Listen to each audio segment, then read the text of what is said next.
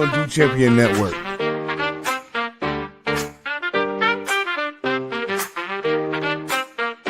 Everything you need, nothing you don't. Some may like if you just won't. Everything you need, nothing you don't. Some may like if you just won't. Buffalo blueprint for analytics and new shit. Check pen in hand, mic in his hand. Welcome to the Buffalo blueprint.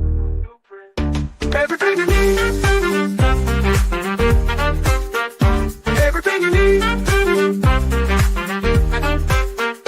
Everything you need, nothing you don't. Some may like it if you just won't. Everything you need, nothing you don't. Some may like it if you just won't. Buffalo blueprint for analytics and new shit. Check pen in hand, mic in his hand. Welcome to the Buffalo blueprint. Everything you need. Everything you need.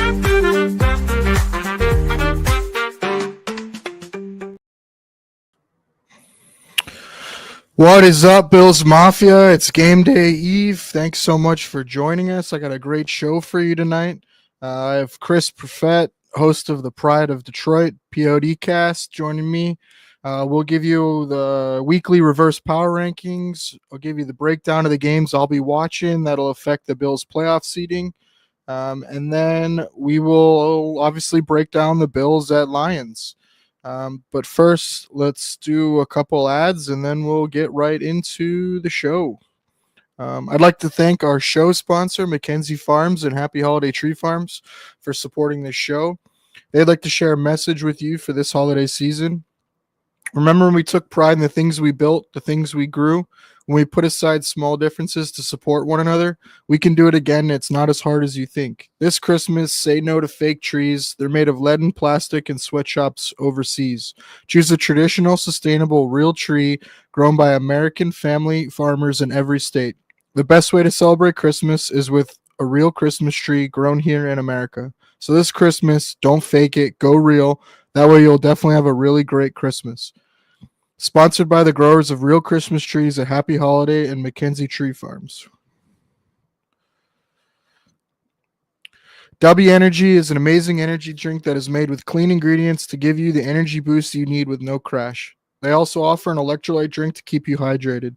Hit the link in the bio or go to w.gg and use promo code DUE, D-U-E, and get 10% off of your purchase. All right, let's get right into it. I'd like to welcome our guest for today. It's Chris Perfett. Chris, how's it going? Thank you so much for joining me. It's going swimmingly. We're at, what is this, the final call for college football. NFL is taking over in force, and thanks to the fires out here in California, I missed my last day at the beach before it got cold, so Mai Tai is the medicine. Nice. I like the glass a lot. I lived in Hawaii for a little bit, so I'm very familiar with the tiki and the Mai Tais. Great drink choice. I have quite a few. I used to collect these. I'm looking for a Mr. Bali High now, but I do have a Honolulu Blue one for the Detroit Lions. This is the game day chalice. This only comes out on Sunday. It'll be important. Tomorrow will be a good one for it. I'm actually on the road. This is not my normal set. I am in Detroit for the game. I will be going to the game tomorrow. So I'm pretty excited about that. Hopefully it's an entertaining game. If I may, 3 words. Yes. Technically 4 with the bridge. Wings at Sweetwater Tavern. Okay. I'll just say that. Those are my favorite wings in town. I was just back there. We just did a live show for Pride of Detroit. We raised $50,000 for charity for the UM Rogel Cancer Center as kind of the end to our Movember month. And I went to Sweetwater afterwards. Like, in my mind, there is 4 corners to Detroit foods. I mean, everyone talks Slo's Barbecue, I guess. That's one of them, although I never did. Sweetwater Tavern for the wings is absolutely. Buddy's for the pizza, obviously Detroit pizza, but it kind of really starts with Buddy and ends with Buddy's, although there's quite a few other good places around Detroit. And as far as the Coney Island, I will not pick a side. That is like saying you're either Protestant or Catholic in 16th century Germany, and you don't know which way the local lord lies. Although the answer is American. You could lose your head on that one. Yes, no, absolutely. Coney dogs are. It is a.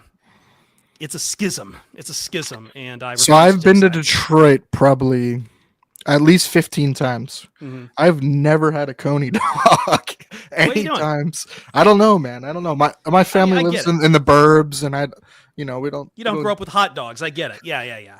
Yeah. No, we like hot dogs in Buffalo. We have Ted's char grilled Mm. hot dogs. Get some cheese sauce, some hot relish on Oh there. man. Yeah. Um, I do always make a fact to get stop in Chicago area food when I'm driving through because that's like halfway from my Oh drive sure. from where I live, and I hit like Portillo's and stuff like that. But I need to do better with the Detroit food fair. I feel like I've really Yeah. been slacking. There's what's his name? Word of Isaac, I believe on X now. He about a year or so back put out a great list of like the must hit places in Detroit for food. Okay. But again, for me, it's Detroit pizza is number one. Coney dogs are Coney Islands are fine. I don't know why we are referencing an island for fun and fairs out for idiot New York City people over in Mhm. Detroit, but apparently you have to blame the Greeks for that.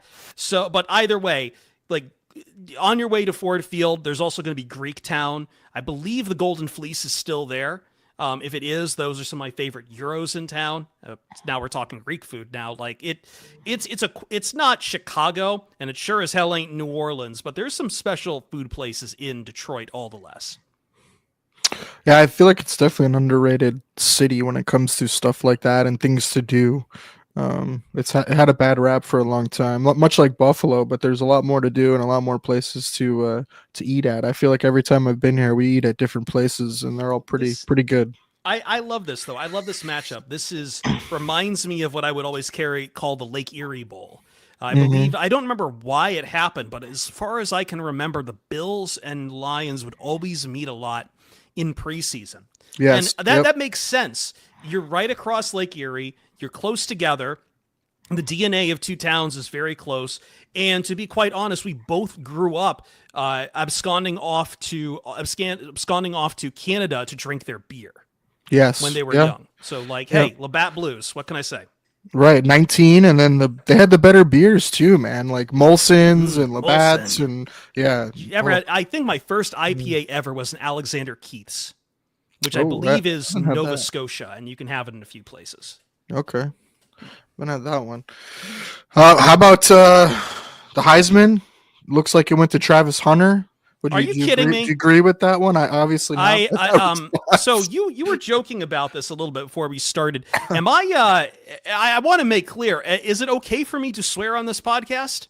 It is. Yes, it is. All right. Curse Fuck words that. are okay. Fuck that. Fuck all of that. No, it was Genty all day long. Yeah, He I wasn't agree. going to beat Barry Sanders' record, but nobody is going to beat Barry Sanders' record at Oklahoma State. Barry Sanders played in Japan and kept adding yards.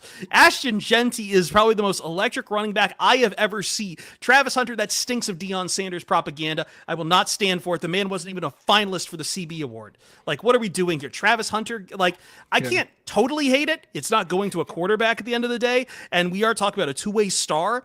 But, like, Genty was special.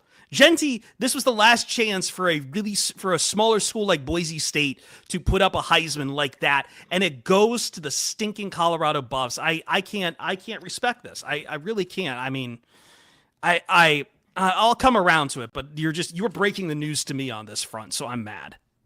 Yeah, it's tough for me. I want to respect the fact that playing both sides every snap and making an impact on both sides, but like you said, like Genty, I mean, is Boise State's not a playoff team without him? No, Like no. that is, I think that's the big thing. And then you have Shadur Sanders as well as a Heisman, finalist as well. So I it's don't like, even how think do he you went have to New two? York. I don't even think he got a chance to go to New York. Oh, did he not? Okay. No. Rebecca says the more swearing, the better. So there you go. You are blessed off Listen, on that. My other job is over at Fox Sports Radio, so I do sometimes have to abide by FCC regulations. I see some of the chat is also, Big Cat. I thought you were talking about my cat who was sleeping here. I was like, Nice. what did my cat Ruby do? For the Big record, you Cat, can see him. Oh, Big Cat 5K probably. on him preseason. Is that on Henry or Genty? I believe that would be on Hunter. Yeah. I like sweatshop trees. No, that is blasphemy. We like real trees. Real trees. Anyway. All right. Well, enough of the junior game. I Henry, want to okay. talk football. Show us the cat. Show us Ruby? the cat. Oh, he's asleep. I'm not going to bother him. If Okay, maybe at the end of the maybe show, later. stick around for the entire show, and I might get Ruby up. That's Ruby how you is- hook in the guests. Yep. I know. For There you for go. those who want to look for it, at Perfett on Blue Sky, at Chris Perfett on Twitter, I do put up pictures of my cat Ruby, who has been my compatriot since the days when I was living in Georgia, and he weighs 20 pounds. Jesus, that is Yeah. a tank. He was a stray. He's eaten his share since he's come back inside. That's more than both my mom's previous or last 2 dogs combined. Yeah. Orange Tabby's no control whatsoever. That is None. a beast. All right, well, how about we get into a little NFL, right? Talk about the real league instead of the kids league, I guess. It maybe? really has become. I used to grow up and I loved college football more, but I feel like that's flipped over time. Just it's become. I agree with that. I feel like that's a lot of factors, and we can talk about that another day. But either way, NFL is king, and it always has been. Yeah, no, I agree with you. I mean, a lot of that is like the transfer stuff, right? And programs don't develop and build, and it's a Yeah, new kind team of. every single time, new season, and It's a multifaceted problem. Also, Yeah. I am an alum of University of Southern Cal, so the less we talk about USC's season, the better off this podcast, I believe, will go. So let's talk about some pros. fair enough. All right, well, let's do reverse power rankings for people who aren't familiar. I do a reverse power rankings every week. The power rankings are based on right now, today. If we lined up the teams, how would we rank them? So it is not like projected wise. So if someone's injured, that gets factored in. So it is today. If they had to line up, how would we rank them? Comments, feel free to tell us that I'm an idiot, that my rankings suck, that you think teams should be ranked elsewhere.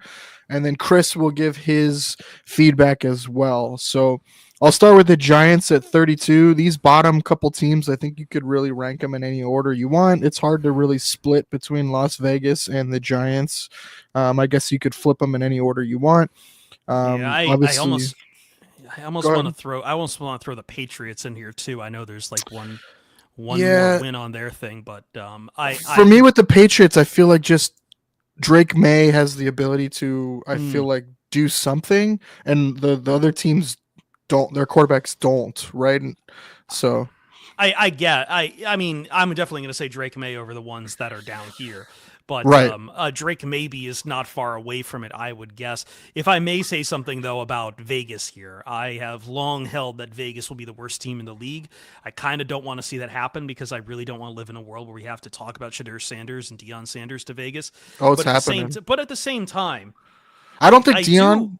I don't do- know if Deion would go though. Do you think he would go? You think he's going to go to the pros? I have no clue. I don't profess to know what that man thinks. That said, if you want to start ranking them down, I think I did see that Max Crosby is going to be getting Yes. season-ending meniscus Yep. surgery. So that is like the one last piece. I did not understand the love for Vegas coming into the year. I didn't understand it at all. Like I believe people were kind of riding on a vibes of what the Raiders should be, and irrelevant to what they actually were, which is not a single damn quarterback on that team, and no one really of value past Max Crosby.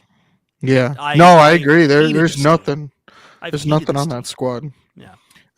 Yeah, Neffy says that his co-host Kevin on No One to Blame, our gambling show, wants Ward from Miami over For which Shadur team? Giants For- or for Las Vegas.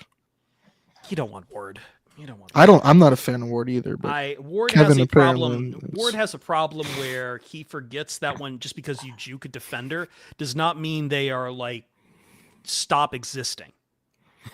Like they will That'll come get up and you hit killed him. in the NFL. That's how they lost a game this year. Anyway, All right, well, Las Vegas and the Giants tied at 32 apparently. I have Tennessee at 30. I wanted to like them. I had a little blimp of hope for them, but then their defense has regressed some. The offense just really hasn't been able to click on the big plays. They lost to Jacksonville in that brutal game that they had no business losing. They had no business losing that game. So I But put I them think- at 30. but I think this has always been the key of Tennessee, right? Like as soon as that quarterback situation devolved from Ryan Tannehill of all people, Will Levis had a half of a good game in the NFL, and he has not had one since. And the only thing else they do well is pick apart players who pick up players who are past their prime, like Calvin Ridley and Tony Pollard, and they get exactly what they deserve. Nashville is a fake city. I delight in the fall of the Titans, and I take a little bit of less pleasure in it because my high school team was the Titans. So, Yeah, I wanted to like them, but they just couldn't put it together. Jacksonville 29 with Maxonville. I don't know. Maction's However you want to call that. I'm from Toledo. That's my neck of the woods, Maction. You can't really do There you that. I really wish Mac Jones worked, but it's clearly not. I am not sure what the future is for Jacksonville now that they have paid Trevor Lawrence and all of these issues. This is a team that every year I seem to throw myself into and then get in trouble believing in them. Yeah, they're they need another reset, I think. New Orleans 28. They're starting Jake Hayner. Good luck with that. I'd honestly put them lower. I don't. Right, but who do you put ahead of them? I'd put Jacksonville ahead of them. Like I don't. Yeah. I know they have 5 wins, but like those, the fact that they started 2-0 to start the year feels like a goddamn illusion. That was insane, and scoring like 40 plus points to a game, which was I think insane. most people knew what was coming too. For sure, definitely. New England at 27. Jets at 26. They just can't win, man. Like they just cannot win. Like what a dumpster fire situation. Like they have no business being there, but they cannot win a game. I feel like this is something people should have seen coming and Yes. didn't. I believe the Jets maybe be a little bit higher just because it feels like they've gotten close in a couple Right. places. Like Right. there's a good chance they could win this Jacksonville game. But like for your next team on the list, I don't have much hope for them at all. Even with the team who they're playing this Sunday. Yeah, no, it's a good segue. I mean, Dallas is 25 and then Carolina's 24. So they play each other, right? And Carolina's favored for the first time in a game in what 30 games or something crazy like that. Something So that tells you where Dallas is. Dallas is a mess. But I don't know, man. The Jets just can't win a game. They cannot win a game. Like if they beat Jacksonville, which is saying nothing, like maybe I don't know, man. And then they're just a disaster. Yeah, I don't.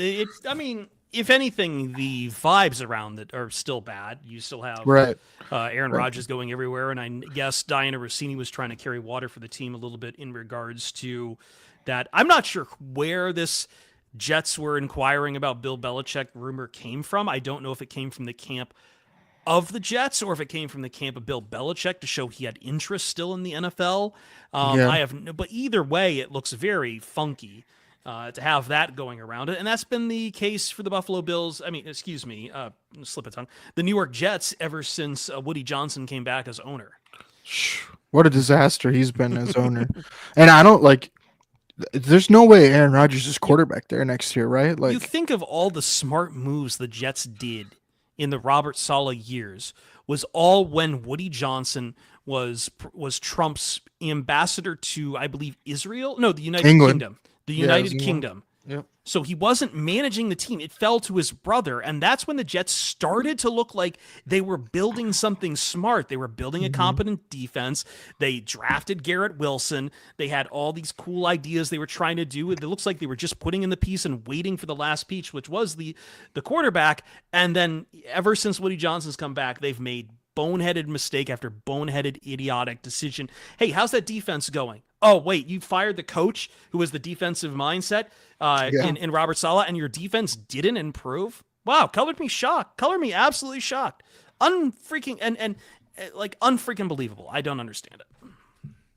Yeah, they're a dumpster fire. I love to see it. I hope it continues. I mean, both those teams, right? The Jets and Dallas. I mean, Dallas is a disaster too. Like they're in trouble as well. I mean, their cap situation next year is bad. Dak's obviously on IR, right, getting the surgery, and so, man, I don't know. They don't have any money to spend, so I don't know what Dallas is gonna do to get better for next year. And I just genuinely don't know what the point is forward through them that doesn't involve like sports talk radio nonsense. Like, oh, they could go get Mhm. Shadur Sanders and try to ask Dion to coach. I was like, no, they just paid they just made Dak Prescott the highest paid football player on planet Mhm. Earth. Like, no, like that's the problem for Dallas. There's no way forward. I can see the way forward for the Jets if they divest themselves from Aaron Rodgers and invest in a good coach. I don't see the Mhm. path forward for the Dallas Cowboys. Yeah. Yeah. No, I agree with that one. Mhm. That's the problem with me is I don't know what they do forward. Like obviously McCarthy's got to go. They got to figure out coach. I think that goes a long way. I think he'll be back. But man, I I mean, I think he'll love be it because I back. don't like Dallas, but that's a big mistake if they bring him back. I think he'll be So back. Like they don't have another alternative. Anyway, sorry, we should probably keep going. no, let's the next dumpster fire. Cleveland. I mean, this whole section is just a dumpster fire. So you Mm, got Cleveland at 23. I have Chicago at 22 and Atlanta at 21. I feel like all those teams are dumpster fires, underperforming for various reasons compared to what their roster is and should be. I'm not So sure how much a Detroit guy can really talk about Chicago. Mostly because I'm going to be trying to hold back all of my rage at this. And as I said, I'm USC, so it's kind of watching them waste a little bit of Caleb Williams. yeah, But there was no dead. I'd even put them lower on this. There was no dead cat. They usually have like, and excuse me, Ruby. There's no dead cat bounce for this team after they fired Matt Eberflus. The first time in their 100+ year history they fired a coach mid-season. In fact, it got yeah, worse. got It worse. got Yeah, worse as yeah.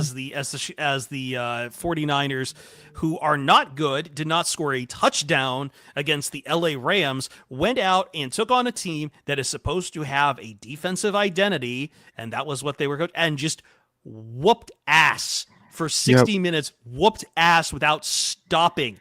The Bears had one of their worst performances all year. I'm not. I look at this box score and I see they had 2 touchdowns, and I just don't believe it. It must have been when they started putting in the third stringers or something. Like the Bears are bad. They are. They've Yep. always been bad, and I do not think Virginia McCaskey or the McCaskey family is going to nail this next hire. They went to an interim OC to be the interim head coach, which is probably why they failed so hard on it. And Hmm. looking at the rest of their schedule, I don't see where the win is for them. I don't They see how don't. they. Their schedule is brutal. Yeah, Yeah, they and it have was two. I mean, starting 2 weeks ago. they're gonna have the Lions at home in a couple weeks, and like that could be spicy if they get their druthers back together. But I just don't see it. I just really don't see it. No, they won't win that game. We called that a couple weeks ago. I think 3 weeks ago we were saying the Bears weren't going to win in a game. Mm. So, um, Indianapolis at 20. Um, Oh boy, I that could have just been. right. I just don't. It's Anthony Richardson, man. It's can he complete more than 10 passes? Can he throw for more than 50% completion rate? Like it's really hard to have a sustainable offense and score enough when you can't do that. And then they've had injuries on both lines, Hmm. and so I I have him at believe I saw 20. the was it Smith, their right tackle, went on reserve. Yep. Yep. I Braden was a Smith. big Yep. believer in Anthony Richardson when he was coming out of college, but I to the point where I think I advocated the Lions draft him in the first round. My belief, however, was always that you draft Anthony Richardson to sit him for a year or two, and the Colts did not do that. In fact, they got him hurt egregiously multiple Mhm. times in this first year, and he looks like someone exactly that has just not developed. I think he's played better, a little bit better since the benching, but still not. But still, a 50% completion rate is still not good. Right. Yep. No, I agree, and it's just you can't have a sustainable offense and a team and week in week out with that kind of quarterback And play. Jonathan So Taylor's not who he used to be either. yeah, yeah, and they have a big game this week at Denver. So we'll see. We're gonna talk about that one a little bit. 19, I have San Francisco. Oh boy, Dude, I don't know. I think that's probably too high, right? With the do you state of their think Brock? team right now, like Do you think they're what going to is pay going Brock on? Purdy 50 million? I don't. It's kind of. I can't say it's the same. It's because that's probably not true as the Tua situation, but Mm, I don't. I feel like the way he's played the last couple of games, he's almost played his way out of it, right? Like you've seen his flaws. Like he can't play in any type of weather, especially rain. Um, the arm strength is limited. The injuries are starting to really show that it's hard for him to stay healthy. Um, it's just It's tough, man. He's not hitting the deep throws he was hitting before last year. I don't know, man. I wouldn't pay him. I never really believed in Brock Purdy. I do think they have a little bit of an excuse in the sense that this rest of this offense is not good right now. Yeah. Like I think they paid the Yeah, wrong Debo is they paid the gone, wrong wide washed. receiver, and Yeah. Christian McCaffrey is probably not coming back to be what he used to be, and that's a big part Yep. of your offense. So, like, I mean, we've hit a realm where we're talking about the quarterback, but really the rest of the roster is the secret sauce now, rather than the other way around in the NFL. Yeah, no, I agree. I mean, the Ayuk thing was major, and then Debo falling off, CMC falling off. I think really they were in a place where they needed to do a reset this last off season, and then they didn't. They tried to go for it, run it back again, and you're seeing the fault in that, right? They probably needed a reset and go younger, much like the Bills did. But yeah, they're paying for it now. 18's Arizona. I'm not a believer in Arizona. I don't know even if they should belong at 18. Every time I want to think they should win a game, they lose. So I don't know what to do with them. But I have them at 18 because when they play well, they can play with most teams. Yeah, no objection there. Rams at 17, and that might be a little low. Like they're getting hot now. They're healthy, and we'll see. They could go on a little bit of a run here and get into the playoffs. So kind of. I wonder about the gap they have to make up with the Seahawks right now. Not that I believe much in the Seahawks. They can't lose another game. They can't lose another game. No, it's a dead heat with them and the Packers, and I mean the Rams at least kind of have a semi-favorable schedule. I think they have to go on the road to the Jets, and then they play Cardinals, Seahawks. But right, I don't know. I really don't know how to suss out the NFC West right now. They're at this point in the season minus 28 on the point differential. Like they just have too many games where they're just off, and every time I see a really good game out of them, like they had that great game with the Bills, and then 4 days later they can't score a touchdown, and Stafford looks bad again. Yeah. Now they're going to be playing in New York in December and have 2 division games to close out the season. We'll see. No, I completely agree. I feel like I've been saying that with every team in the NFC West. So we'll get to Seattle, but yeah, every time I wanted to believe in someone in the NFC West, they've fallen off. And look, we have San Francisco at 19, Arizona at 18, and the Rams at 17. I will say this, and I'll shut up a little bit because I've been talking a lot, but I believe at this time of year, Stafford is a little bit healthier than what he usually is. For sure. And that I agree is with that. big, like, and their line is finally healthy. Their O-line is finally healthy. As someone who watched Stafford a lot in Detroit, like, it was always December was like, oh no, he's going to be he's going to be carried out on a shield season. And so far, I think he only had really one game lately where he got like sacked multiple times. And I believe it was that Eagles game they lost. But yeah, the O-line is actually keeping him upright for once, for the most part. Yeah, and they go as he goes. So 16, I have Miami. I think Miami is another team that their margin of error is kind of gone, right? They got to win out, but they're playing good ball. We'll see. They got another big game here. Can they beat a good team? Well, is Houston a good team? Are they playing good ball? I don't know. Here's the problem. See. Here's the problem. We'll see. Their defense was, but then last week they didn't play good. So, and their offense was, but last week it didn't play great. I'm not even talking about that. I'm talking about the fact that they have to play in Cleveland and New York, or excuse me, New Jersey, in late December, early January. And I'm sorry, man. Like I don't know what else to do with this team that we haven't already seen what happens as soon as they play in any kind of uncomfortable climate. What happens to this team? I want to see when they even have to play a team with a winning record again, right? Like they go to Houston. Can they beat Houston on the road? I think that's a good test. Jesse with the fins down. Yeah, I don't know. Like I think obviously they go into Houston and lose, then they're done, and they are soft for sure. Another questionable, maybe soft team as well is Cincinnati at 15. Offensively, as good as probably top 5 in football, but man, their defense can't stop anyone. It seems like in the big moments, they're not coming through clutch when it comes to the offense, And so we'll see. They dug themselves a big hole. I think it's too big. I think they might be done. But Cincinnati at 15, just because right now, if we line them up against Miami versus Cincinnati right now, who are you taking? I guess I'm taking this is I'm is it at Cincinnati or are you saying neutral field? You pick. I think even if it's in Miami, I'm taking Cincinnati right now. Like if they lined up right now. I mean they it's tough. They only have 5 wins, and that win Hmm. against Dallas, which they only won because of Dallas's incompetence on running Hmm. special teams. They Totally. only won that game because of the fact that a former Detroit Lion, Amani Oruwariye, decided to touch a live ball Yeah. after a muffed punt. I mean, after a block punt, and Wasn't that immediately his muffed first it. game too playing? I don't Like know. Either it way, was the the Jamar first Chase game. touchdown that came after that helped me win my fantasy matchup and got me a first round bye. But like, my God, man, I don't like what different. We'd be talking about a very different Bengals team if they hadn't won that. If they'd lost four straight. 5 of their last 6. The only win coming against the Las Yeah. Vegas Raiders. I don't think this team is good. I really don't. I I mean, don't they have the disagree with you. best. I think they have the best wide receiver in football, and I think Joe Burrow can be great, but I don't know what they're like. I don't know. We'll see next year. We'll see if they actually pay anyone. That's a big problem too. Yeah, we'll see. I don't know. I guess I'd take the Rams over Cincinnati Mm, right now. So I yeah. guess I should probably have switched those two around. 14 is Tampa Bay.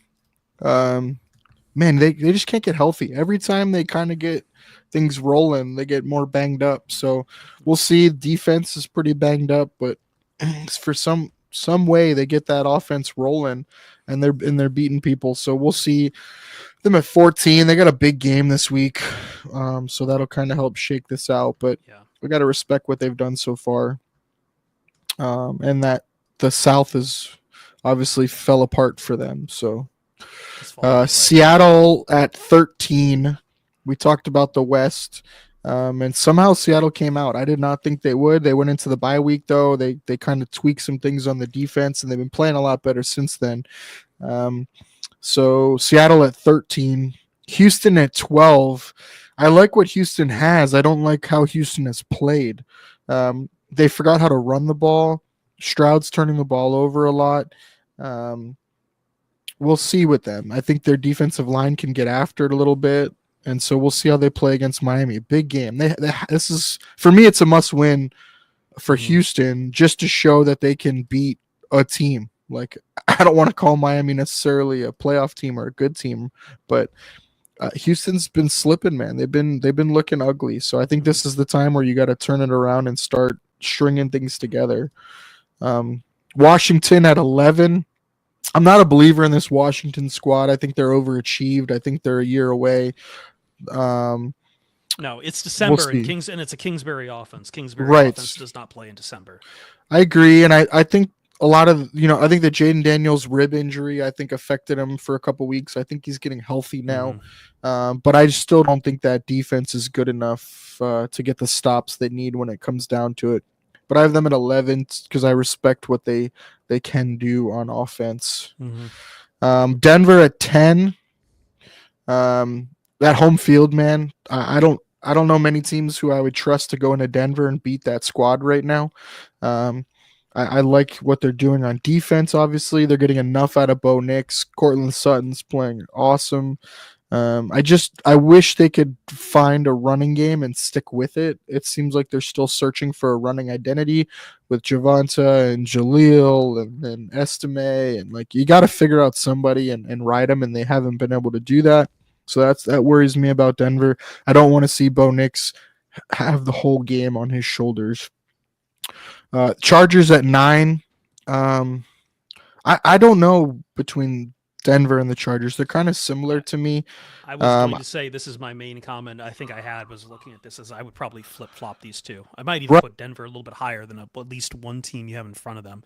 I think the problem for me with the Chargers is that they with Lad McConkey being banged up, they now no longer have any Mhm. weapons to And really Dobbins stink. being out. I think the Dobbins Dobbins thing really is hurt. out too. Like so, they're down to like what Gus Edwards, Kamani Vidal, Hmm. and like they don't like. I like what they are doing. I think Joe Alt really Hmm. reminds me of a Penei Sewell and just how dominant he can probably be in a couple years here in the NFL. Like I think I lived with a lot of Chargers fans who were kind of upset they didn't take a receiver, but I feel like Joe Alt was absolutely the prize this past draft after the quarterbacks, and they got the prize. I like what they're Yeah. building, but I think Yeah. at this point right now, I like their style of play. I just think right now Denver's probably closer to looking like the playoff team right now. They have the more convincing wins. They're doing more with kind of less a little bit.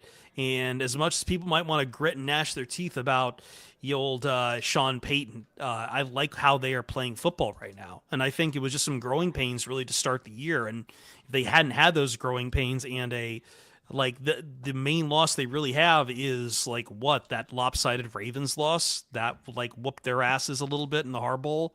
Yeah. I like the Broncos a lot as a dark horse in the AFC. Yeah, I like the Broncos too. I just, again, I worry about Knicks. Like, Mm-hmm. I would trust Herbert way more. But like you said, Herbert, I worry about Herbert's weapons and lack thereof. And Dobbins gave him that explosiveness in the run game that they don't have now. And then McConkey's banged up. Obviously, you can't rely on Quentin Johnson or Johnston. And then Disley's out. And so I really worry about the Chargers offense being able to score.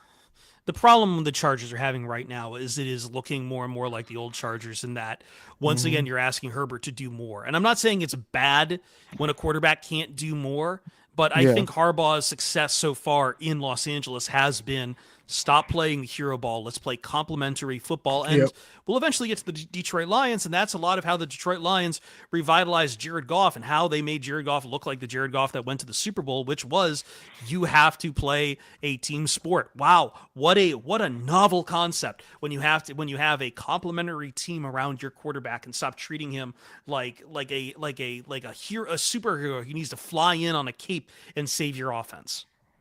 Yeah, no, I mean, you could even say the same thing about the Bills, right? And Josh Allen is, when you have one of the top tier quarterbacks, it's great, but you don't want them to have to save you 15, 20 times a game, right? Like, you want them to do it 5 times or less, a couple times here or there, pick their spot. But when you're asking them to do it all game, that's where the sustainability is tough. So yeah, I agree with you. We're gonna find out a lot in the next 2 weeks. Both teams have huge games. Really the rest of the way. So we'll find out how they shake out. Baltimore at 8. I think their defense has been playing a lot better, but their offense hasn't been playing as good. And so that's what I worry about. Can they put both together? Are they capable? Could they beat every team in the NFL? Probably. But then again, I also worry about Lamar, and in big matchups and in the playoffs, he hasn't been the same Lamar. So Baltimore for me is buyer beware. Are they totally capable of beating anybody in front of them? But I have a hard time giving them that credit when they haven't earned it. Yeah. So I have them at 8. I have Green Bay at 7. I want to like Green Bay, but I cannot like Jordan Love and the way he's playing right now, and that's what bothers me. He's turning the ball over too much, too reckless, missing way too many throws. The plays are there, and he's not making them. Got to run the ball with Jacobs and then play action off of that. Get Jaden Reed more involved again. I just worry, and then their defense has been banged up. Jair can't stay in the lineup. And so I worry about Green Bay, but do they have the pieces and the talent to compete with, again, any of these teams? I totally think they can. But Jordan Love, man, he worries me. I don't buy into a lot of again, I'm biased here a little bit. I don't know if I really buy into a lot of what the Packers are doing. They probably won't get exposed for it until at least the playoffs. But there's too many games where we have bad Jordan Love for a half and then good Jordan Love for a half.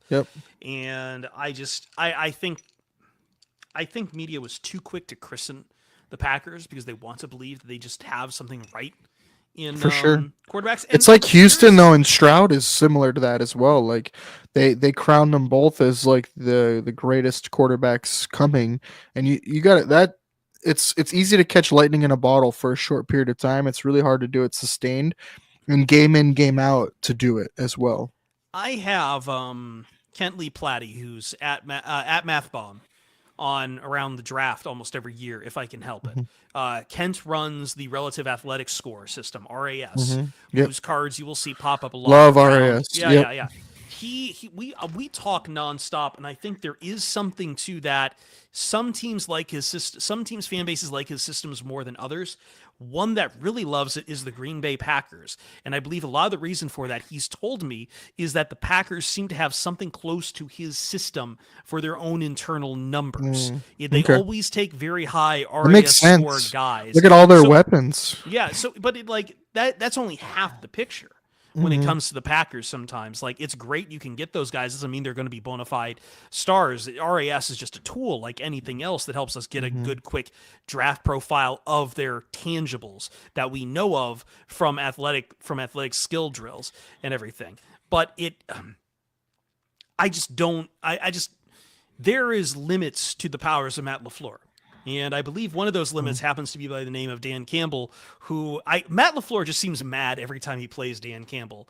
These last two games, first I think he mouthed "fuck off" when the Lions were going for it on fourth down or something, Nice. or in Green Bay in the rain. Which, by the way, they beat Green Bay in their own weather, which was great. And then That was Matt awesome to LaFleur's- see for Goff, though. That And was then- awesome to see. And then on Thursday Night Football, you're burning multiple timeouts in the second half. He just doesn't seem to know how to handle coaching against Dan Campbell. You've got which makes for me as a narrative guy my favorite thing. You've got this really smart, educated guy who's kind of a toast of the town of the Colin Cowherds of the world, and over here you got a guy who's chewing chaw and spit and hyper caffeinated to hell, and he's just like, I'm gonna run the ball. I'm gonna run the ball on fourth down. There's nothing you can do about it. Fuck your math. And he's just going nuts on the sideline. It's a very much so a man clinging the rule book saying a dog can't play basketball while a dog just dunks over and over and over again. Yeah, no, I don't disagree. The longevity part, and that's kind of similar with Baltimore too. Is they make way too many mistakes, way too many penalties, and that's sustaining game over game, especially in the playoffs where it's razor thin margins. It's hard to trust them. So talent wise, I think they're there, but yeah, do you trust them to win you a game when it matters? I'm not sure. And I think that's why I have the teams ahead of them, like Pittsburgh. I think Pittsburgh does a better job not beating themselves unless they're playing the Cleveland Browns. Which is so funny to talk about this Pittsburgh team doing that, because I think they were lost until they really started to put some trust a little bit more into Russell Wilson and to put a good system around him. But the demise of the Pittsburgh Steelers is far from over, and another double-digit win season for Mike Tomlin. Just never quits. It's unreal. I mean, their slate the rest of the way is brutal, but yeah, but they're in the playoffs. I believe they're for in the sure. playoffs. I agree. I actually think they could beat the Eagles this Sunday. We'll talk. The about no it, but Pickens thing, I think, the no Pickens thing, I think hurts. But I think they could put up a fight for sure. Stylistically, I think they can match up well and give Philly I don't even trouble. think it's that, yeah, but we'll talk about it when we get to the matchups. All right. 5 is Minnesota. Gotta respect what they've done. I'm a Darnold hater. I don't love Darnold. I don't want to trust him. He's gonna turn the ball over, especially when you get pressure on him. I think ever since Darisaul went out at left tackle, if you can heat him up, I think that's where the mistakes come in. Flores, I think there's too many quarterbacks that are good against a Flores style defense. I think that's the big thing for me. He's really good against mediocre and bad quarterbacks. Certain systems, he's good against Shanahan systems. I don't think he's necessarily great against everybody, especially mobile quarterbacks. And so I'll be interested to see how they handle the playoffs and stuff like that. But I really like Kevin O'Connell. I like what they're doing. I like their weapons on offense. Addison's really been stepping up lately. Hawkinson looks to be coming back. Obviously, JJ. And so I got to respect Minnesota, but I worry about them in some of these big games. There's a line from Jose Mourinho, and I'm just going to use it here. If I speak, I'm in big trouble, so I'm just going to ignore Minnesota for right now. All right. Kansas City at 4. Lower, I much lower, much lower. yeah, and No, for no, me, no, no, I no, no, no. I'm not doing this. I'm not doing this. You know, there's only 5 teams in the NFL that haven't scored more than 30 points. I know, and they're one of them. I know. Yes. Then statistically, they're The the others are worst like, yeah. one loss team to this far in the season in the history of football, which is crazy too. It's Um, because I think it's because the Pittsburgh Steelers from a couple of years ago kind of peaked and like started to take on losses yeah, about this time of year, and they yeah. just Was that yeah. 2 years ago, 3 years ago? Yeah, that I want to say Steelers it team was like was bad. 2020 or 2022 or something like that. The one that got Yeah, like just annihilated by Baker Mayfield, I believe, in the playoffs when he was still with Cleveland. But I don't trust this Chiefs team. I don't think they're going to. There's a lot. I think if you're the Chiefs, you see what Eric Bieniemy is up to this offseason and try to bring him back. oh, I'm just gonna say that. I'm just gonna say that. I don't like this new. Who's their coordinator again? It's Nagy, Matt Nagy. Nagy. Yeah, like Yeah, this has not looked good under Nagy. This really has yeah. not. Like this is not what you're used to if you're the Kansas City Chiefs See, because for you're me, it's playing a not lot of necessarily the disaster. coordinator. For me, it's both tackles are a disaster and Mm. liabilities. And then they've had all the injuries at wide receiver. You know, they thought they were going to have Hollywood Brown and uh, who's Riche Rice goes down. And so I think that's more of it for me. And then Pacheco goes out earlier in the year. And so Kelsey's not what he was. I But think he's definitely taken a even step when they back. were healthy, it feels like they just were still struggling with these kind of things. Yeah, So I think they really overestimated the tackle situation, and I can't trust them. I think they're getting healthier, but DJ Humphries comes in and he's supposed to be the savior at left tackle, and then he immediately gets hurt with a hamstring injury. Um, so we'll see. Hollywood Brown's supposed to be coming back. He's starting to practice. We'll see with them. I mean, I yeah. think anybody, it's hard to go against Mahomes and what he can do, and then Spags and what he's able to scheme up. But man, they don't look like the same team. They definitely look beatable, and we'll see if they can win out the rest of the year here. I think they might drop one or two of these. They got a tough slate. They have what Houston, Pittsburgh, um, Chargers, I think left. Hmm. So we'll see. Yeah. I have Buffalo at 3. Um, they're getting their offense healthy at the right time, but their defense is banged up. For me, it's their D line. They go as their D line goes. But offensively, I think they can play with anybody in football. And when Josh Allen puts on the cape, he's real tough to beat. I mean, it took literally a historic performance um,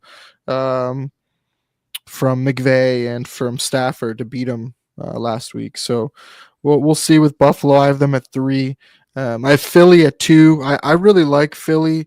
Um, I like that whole squad. I think they're really solid. I think you win on both the lines, defensive and offensive line. I think theirs are really good.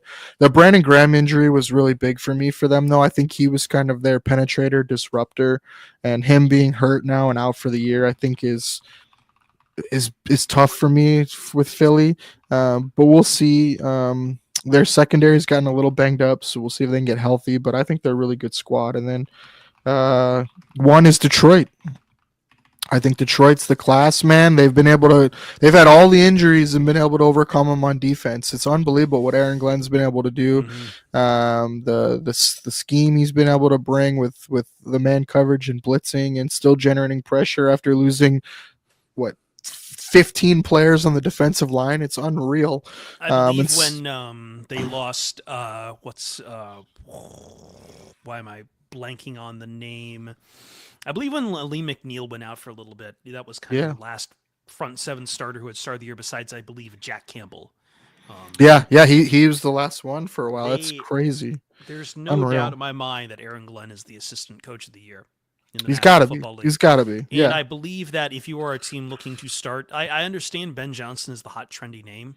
No, I agree with you. I I'm taking Aaron Glenn Yeah, I know. for Oh, sure. defensive coordinator. No. He has the stuff to be a head coach, Yep. and much in that Dan Campbell vein.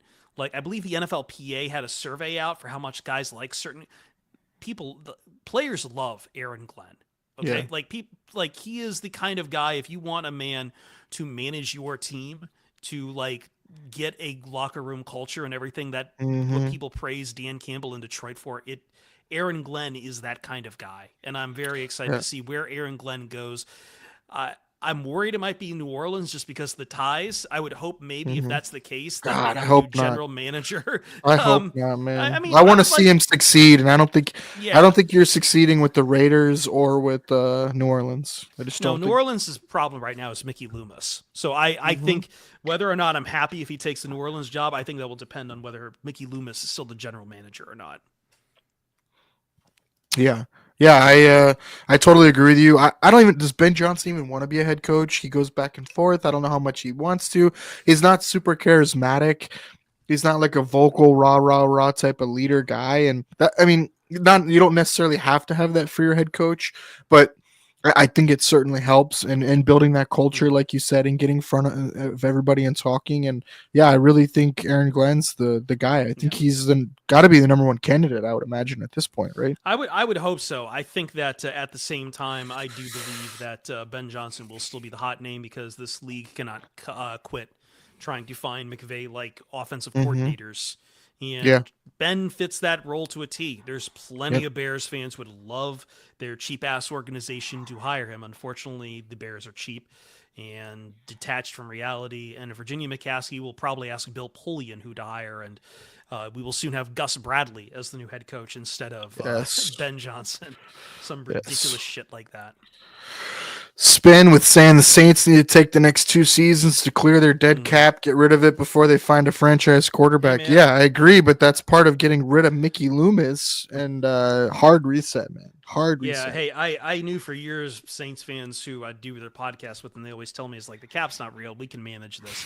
I Right. believe I Yeah. heard. I believe I was hearing that from them when I was interviewed about when the Lions put Matthew Stafford on the trade block before he ended up with the Rams.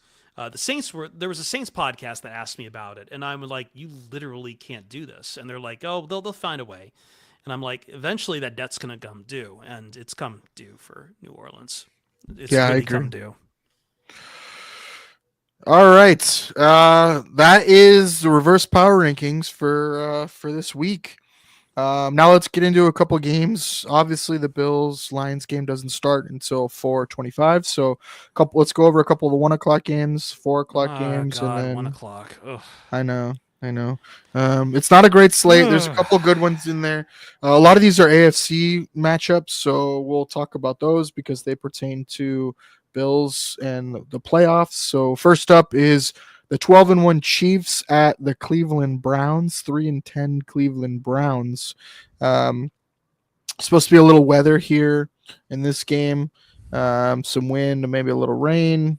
We'll see. Do you think the Browns can pull it off? You think Jameis No, can do something? no, no. I am not a Jameis believer. I don't think I've really ever been a Jameis believer. I have very personal reasons to dislike kind of this whitewashing of Jameis Winston and who he is as a person. But besides that, like he's just not good at football. Like I understand he's got that charismatic energy about him that people really love to see, but the farther away we get from him being hot out the start, like that Steelers game was really bad. But no, it was the Broncos game where he had multiple pick sixes. Yes. Yep. I don't. This almost feels like a game where Kansas City kind of has to have a clean game for once, right? I mean, Cleveland can probably throw out some like bullshit out there, but I don't see it. The only way I'm not. Cleveland wins is if Miles Garrett just fricking goes off, right? And Mm, 4 sacks plus, fumble or recovery or something, strip yeah, sack. I just Cleveland don't gets see a it. defensive touchdown. Like, I just don't see it.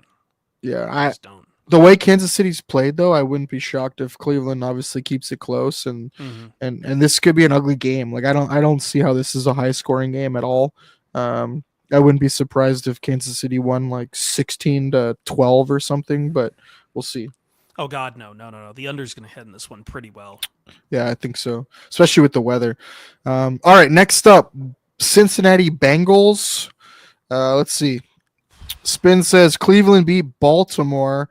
No one saw that coming. Yeah, but that was a divisional game. I mean, I totally could see Kansas City losing to Cleveland just because Kansas City has played down to everybody and Mhm. made it close. And so you do that enough times and someone's bound to.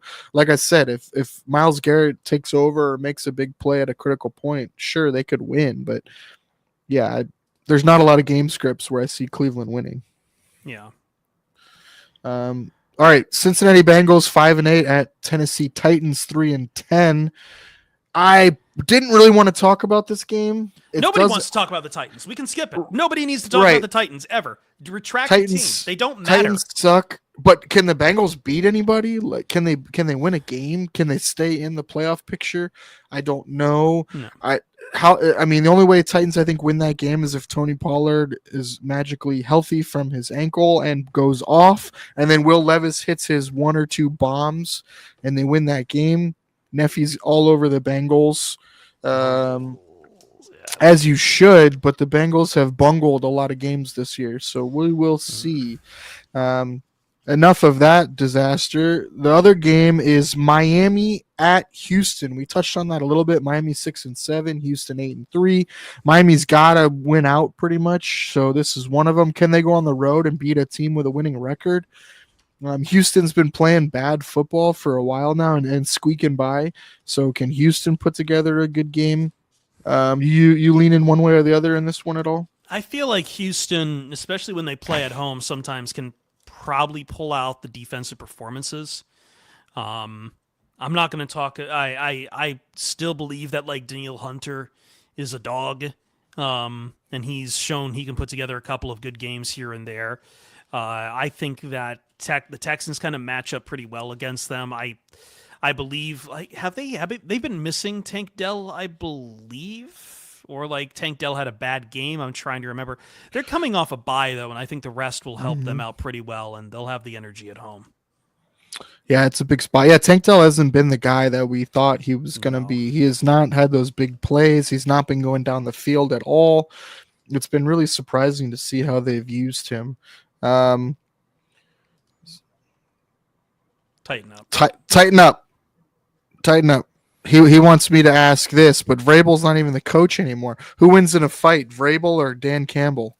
I need an answer on this because the important part is that there is one piece in Vrabel's camp that I really don't have an answer for from the Campbell side, which is the commitment to cutting off of one's own dick in a chance to win the Super Bowl, which Vrabel has committed to. I believe Dan Campbell has not given us an answer in that front.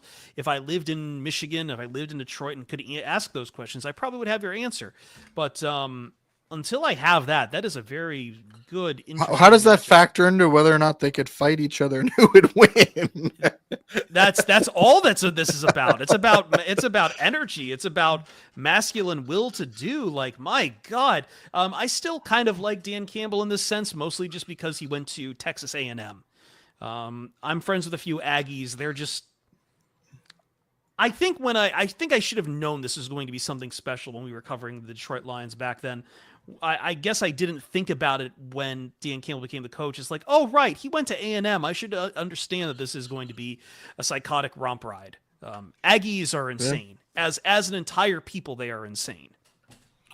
Neffy's on Campbell. I think I'd be on Campbell as well on that one. It'd be bare knuckles cage match to the death. Go to college. I need to make sure he's not also from. He went to Ohio. No, he went to Ohio State. Okay, yeah. No. Campbell in a landslide. No. Yeah, OSU Vrabel. Beyond abstract. Yes, I'm picking against my Buckeye. I would take Campbell for sure. You're a Buckeye. Yeah, yes. Sadly. Okay. Sadly. Yeah. Interesting. Okay. I claim Ohio State and then Arizona State as well. Oh God. Well, at least you get one of those, I guess. Those all over the place. Yeah. All right. Next up, as we were so distracted, is the 4:00 games. Colts 6-7 go to Denver 8-5 Broncos. So that Denver magic you were mentioning earlier, that's really only a thing in like September before guys are really getting into the form of it. But that said, like I believe the gambling numbers on that, it's something like, they're whatever at home in September before guys really had the conditioning to get them ready for that kind of thing. That said, again, Denver's playing the more complete football, and the Colts are just Coltsing around. I'm not of a belief the Colts really have much of a chance in this game. but the line Yeah, has not impressed me over much. under on 10 completed passes for Anthony Richardson in that game. I'll go over. Best team Broncos are the against the spread. best against the spread. Well, we'll see, because the last I've seen, they've got 3 in the hook, and the hook is my nemesis. Jesse loves the hook. Yeah, I agree. I think Denver wins that game. I like Javonte Williams for anytime touchdown that game. And I like Cortland Sutton to go over 5.5 to continue that streak, if we're talking a little betting action. Next up is Pittsburgh Steelers. Big game we touched on a little bit. 10-3 at the Philadelphia Eagles. 11-2. No Pickens for the Steelers. You said you think the Steelers could go in there and win that game. I believe so, and I believe the big problem for the Philadelphia Eagles is that Jalen Hurts just has not been able to get the ball down the field anymore. Saquon Barkley is a fantastic little cheat code. He's kind of their quietly been most of their offense right now. That said, like their passing game has been a little in the dumps. As of late, they've been playing a lot of these close games. I believe, against the Panthers of all things. Like Hurts had he had 100 yards passing, but he was like 4 of 21, averaging only about 5 yards per completion. Yeah, and there's been the drama with him and AJ Brown, where they're not friends apparently anymore. So, which is a problem when AJ Brown is probably your best wide receiver. I agree with your chat that the Pickens injury is huge, but I also think that they have other options, and it's Steelers football at the end of the day.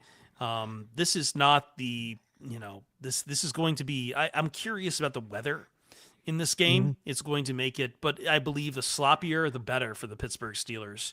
Yeah, especially in how they try to do this stuff. I've liked the Steelers brand this year. It feels like it feels a little more real than past years, and I can't really put my finger on it. It's just bizarre.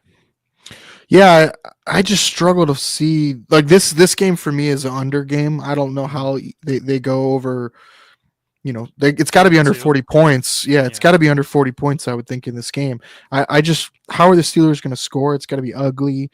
Is it going to be all field goals? Is it going to be Freiermuth and Harris and Warren? Like, I just, or with a little bit of Calvin Austin magic. I don't know. I struggle there, but then Philly, like, I don't see how they're going to move the ball a ton on this Steelers defense. They've been pretty good against the run. Like, I don't know if this is a Saquon game. Obviously, he'll get his, but I don't know if he's gonna, have a dominant game. So, yeah, I totally could see this going either way. I think it's gonna be a great game. I hate that it's at the same time as the Bills Lions game. Yeah. Fully expect Tomlin getting huffy post podium in a low scoring dogfight. Yeah, I think so. When is he not huffy? Like, between the two of them, Sirianni and him, right? Like, who's gonna have more of a hissy fit at the end of this game? I think it's gonna be Sirianni. I hope so. I'm still loving that. I sit with a Eagles fan who's one of my production partners on Red Zone Radio on Fox Sports Radio, and we had a lot of fun with the game where he was like yelling at the fan. And then had his kids at the press conference and everything. Like Sirianni, like I can respect Tomlin's line of bitchy in that it's just like, why am I dealing with all of this stuff? And I'm just doing what I think I read in a book somewhere that Vince Lombardi once did, and I'm trying to emulate that as hard as I possibly can. Sirianni's just like an East Coast dick. He's just a little bitch in so many different ways. It's wild. Sirianni and Goodell are from the same town, Jamestown, New York. Oh, that explains a lot. Yeah. And Nick Carter from the Backstreet Boys, apparently. And Rick James. Student dropping all this on us, all this knowledge. All right, next up is Tampa Bay Bucks at LA Chargers. The NFL just decided to put all the good games at 425. I don't understand it, but Bucks at Chargers, big game for both squads. Are you leaning one way? Can the Bucks go out west and beat the Chargers? Both teams pretty banged up. What do you think? I think I like the Bucks in this one. I just again like there's a lot to love about how Baker Mayfield plays football. And at the end of the day, I believe, and I also am a big believer in the power of one Vita Vea. Mm-hmm. He is Mm-hmm. still like I know that it's hard for me to say best defensive player right now when you've got Chris Jones sitting there doing amazing things, but I've never really stopped loving the game of Vita Vea. I believe the pressure he brings up the middle in a lot of places is tremendous. Yeah, and if you're gonna get after the Chargers, I think it's got to be in the middle, right? Because their Yeah. tackles are playing well. So, yeah, I agree. And then Baker and Mike Evans and they've been getting the run game going a little bit with Bucky. He's a little banged up, but he's supposed to play. So that should be a good game. I think the Chargers have to win that game. I think that you really worry about the Chargers falling off the face of the earth if they drop that game. They have Denver, Kansas City, like they have some tough games. I'm not sure if they can hold on if they lose this game. Mm-hmm. Next up is the Sunday night game, which pertains more to you guys on the NFC. It's the Green Bay Packers 9-4 at Seattle Seahawks at 8-5. Great game. Would you leaning either way here? I I don't know. prefer not to I can't speak. get If a I read on speak, Seattle. if I speak, I am in big trouble. We've been having some trouble with cheeseheads lately. I do feel Seattle's, as you said, Seattle's hard to do, but I Mhm. feel like with the energies kind of slowly coming around behind them, that's a good home field crowd they have up there. Nevertheless, I think that crowd also understands the desperation for the playoff situation for them. And I mean, they're coming off pretty. They just beat the Cardinals in a pretty good one. And again, I feel like if there's going to be any team I'm going to kind of comp a little bit of what the Packers do, it's probably like the Cardinals is basically practicing for the Packers, as far as I'm concerned. I'm not a huge believer in Geno Smith, but I do like what they're doing, and I do think that it's going to be interesting to see if Kenneth Walker is going to play in this game. But like Zach Charbonnet had himself one hell of a day, Mhm. and Yeah. I think he can just keep that hotness going. And Who are you taking? DK Metcalf is also like quietly a very annoying probably the most annoying wide receiver to play against. Like a man, and you want to talk about the penalty problems for the Green Bay Packers. DK Metcalf knows how to get you to draw. Like DK Metcalf does not get OPI thrown on him, but the minute you touch him, it like DPI will get thrown. Yeah, he's a tough one. Gino or Baker, if you had to pick one. Baker easily. Me too. 10 times out Baker of by a 10, mile. it would Yeah, be Baker Mayfield. It would be I'm not Baker a big Mayfield Gino guy has either. everything. Baker Mayfield has everything, and I believe Cleveland will kick themselves forever for deciding to shoo him out the door. Yeah. JSN surge because DK draws so much attention. Yeah, and then Lockett has fallen off the face of the earth, so they got to go to somebody. So the targets go to JSN. Yeah. And then putting him way more in the slot, which is nice. It's where he belongs. All right, now to our matchup. What everyone's here for, I think. Buffalo Bills, Detroit Lions, 4:25 Eastern Time. The game is on CBS. The announcers will be Jim Nantz on the play-by-play, Tony Romo as the color commentator, Tracy Wolfson on the sidelines. The Lions are currently favored at 2.5. Last I checked, the total is 54.5, which is the only game I think over 50. The game's obviously in a dome, so weather will hopefully not be a factor. We'll get into the injuries because Detroit's injury report for once this year is looking pretty damn clean. The only one out is Trevor here ruled out. But you guys are getting 3 defensive tackles back this week. McNeil, Reader, and I don't even want to pronounce his name because I will mess it up. Let me see who you might be referring to. Onwuzurike. Onwuzurike. Levi Yep. Onwuzurike. There we Levi go. is a very bit of a interesting situation. He was one of the homegrowns that he's not a starter. He kind of comes in rotationally. I mean, McNeil's kind of the big guy they throw out there. Onzarike has had good games. He's been a project for a long time, and I'm not sure what the patience is terribly for him. But when he's on, he's on. It's stuff like this, just struggling to stay healthy. It is a brand. It is good that the Lions will have a second time around. This stretch of 11 days with 3 games was brutal for them. Yeah. But the good news is that through those games, they started to get guys more reps as they were, learning to play together on the fly, which is again we talked about with Aaron Glenn. Like to get the production out of Al-Qadim Muhammad, who's now familiar with the system, to get the production out of Ezekiel Turner, Quan Alexander. I believe they just called up Jamal Adams again, and they'll probably use him as a blitzing safety, kind of like they did in last year's with, I believe he's on IR now, Afatu Melifonwu. Kind of plays a similar role. Like they're not using Jamal Adams to start at safety. They've got 2 very good full-time safeties in Brian Branch and Kirby Joseph, 2 of the best high safeties I think in this league by my estimation. But someone like Jamal Adams fits what they really like to do. But again, the nice thing is that now you've had 10 days, you've had all these games of a trial by fire to bring in guys like that. I didn't even mention Jonah Williams that they brought in, and just other guys off the practice squad who's like, all right, now they're playing together. Now it's a cohesive unit of football. But that said, this is still the best offense they've probably seen in a hot minute coming in, and the front 7 isn't where I'm really terribly worried right now. Zadarius Smith is kind of up to speed on a lot and of Pascal things. comes back too, which is nice. Pascal comes another back, which is rotation. fantastic. They've been really missing Pascal. So I believe with those two, like they were starting to get some sack pressure on Caleb Williams. Now, I think the Bills' O-line is a bit of a step up from the Chicago Bears' O-line, to be absolutely clear. But the real battle is going to be played in the in the DBs. It's going to be about protecting, because the Lions just don't want the top taken off of them. That's how they've run their offense. And sometimes, especially in that Colts game, they could get the top taken off of them.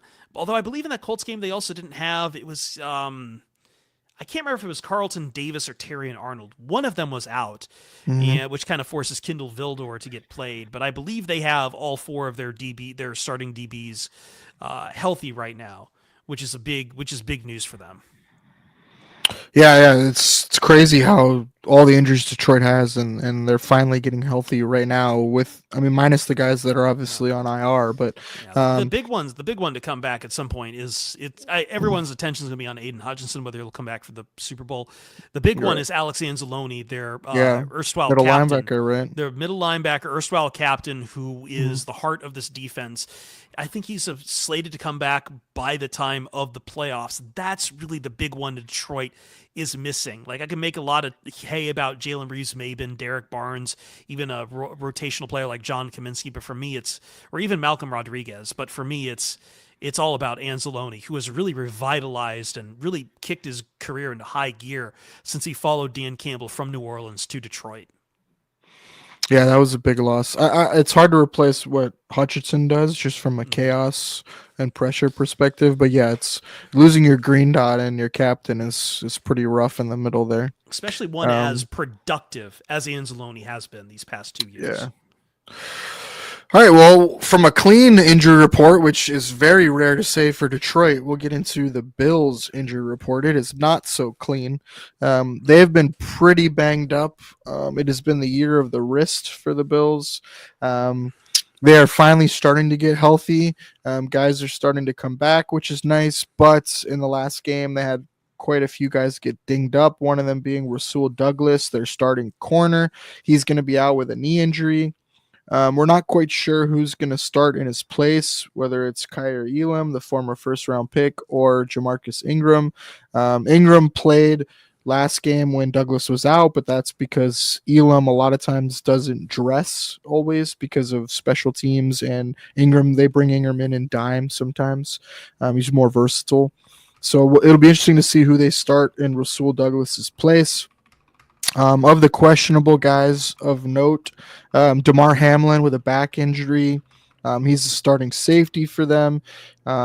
He did not practice and then went limited, so we will see there with the back and how that's feeling. Um, you can never tell with the backs when they flare up like that. So we'll see if he plays.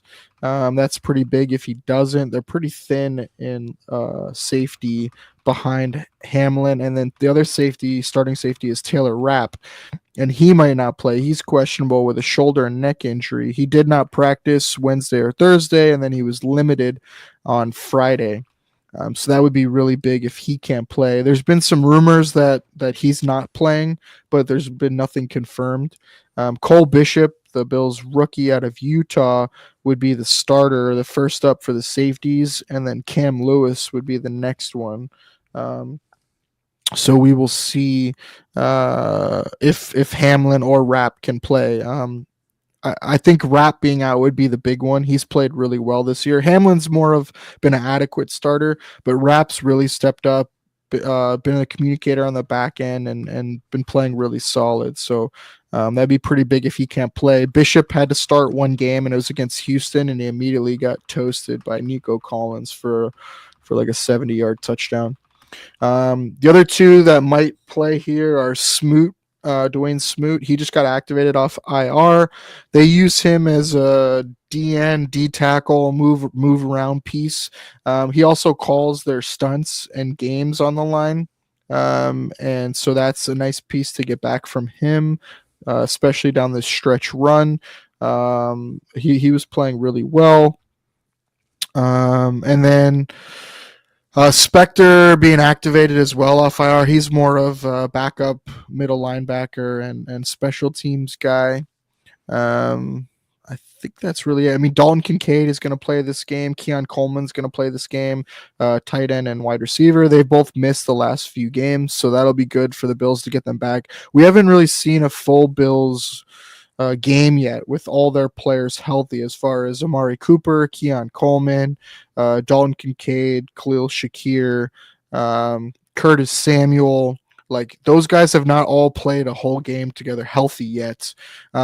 Always one of them has been banged up or out of the lineup, or they hadn't quite traded for Amari Cooper yet. So this will be an interesting game. Like, yes, it's great to get all these guys back, but now you got to start working into how do you work these guys into the lineup and how are you going to figure out snap shares and what the game plan is for them. So I think that's an interesting angle for this game is, yeah, they got all these weapons back and they're healthy, but we haven't seen it yet with this full complement. So what are the roles going to be, snap shares, things like that.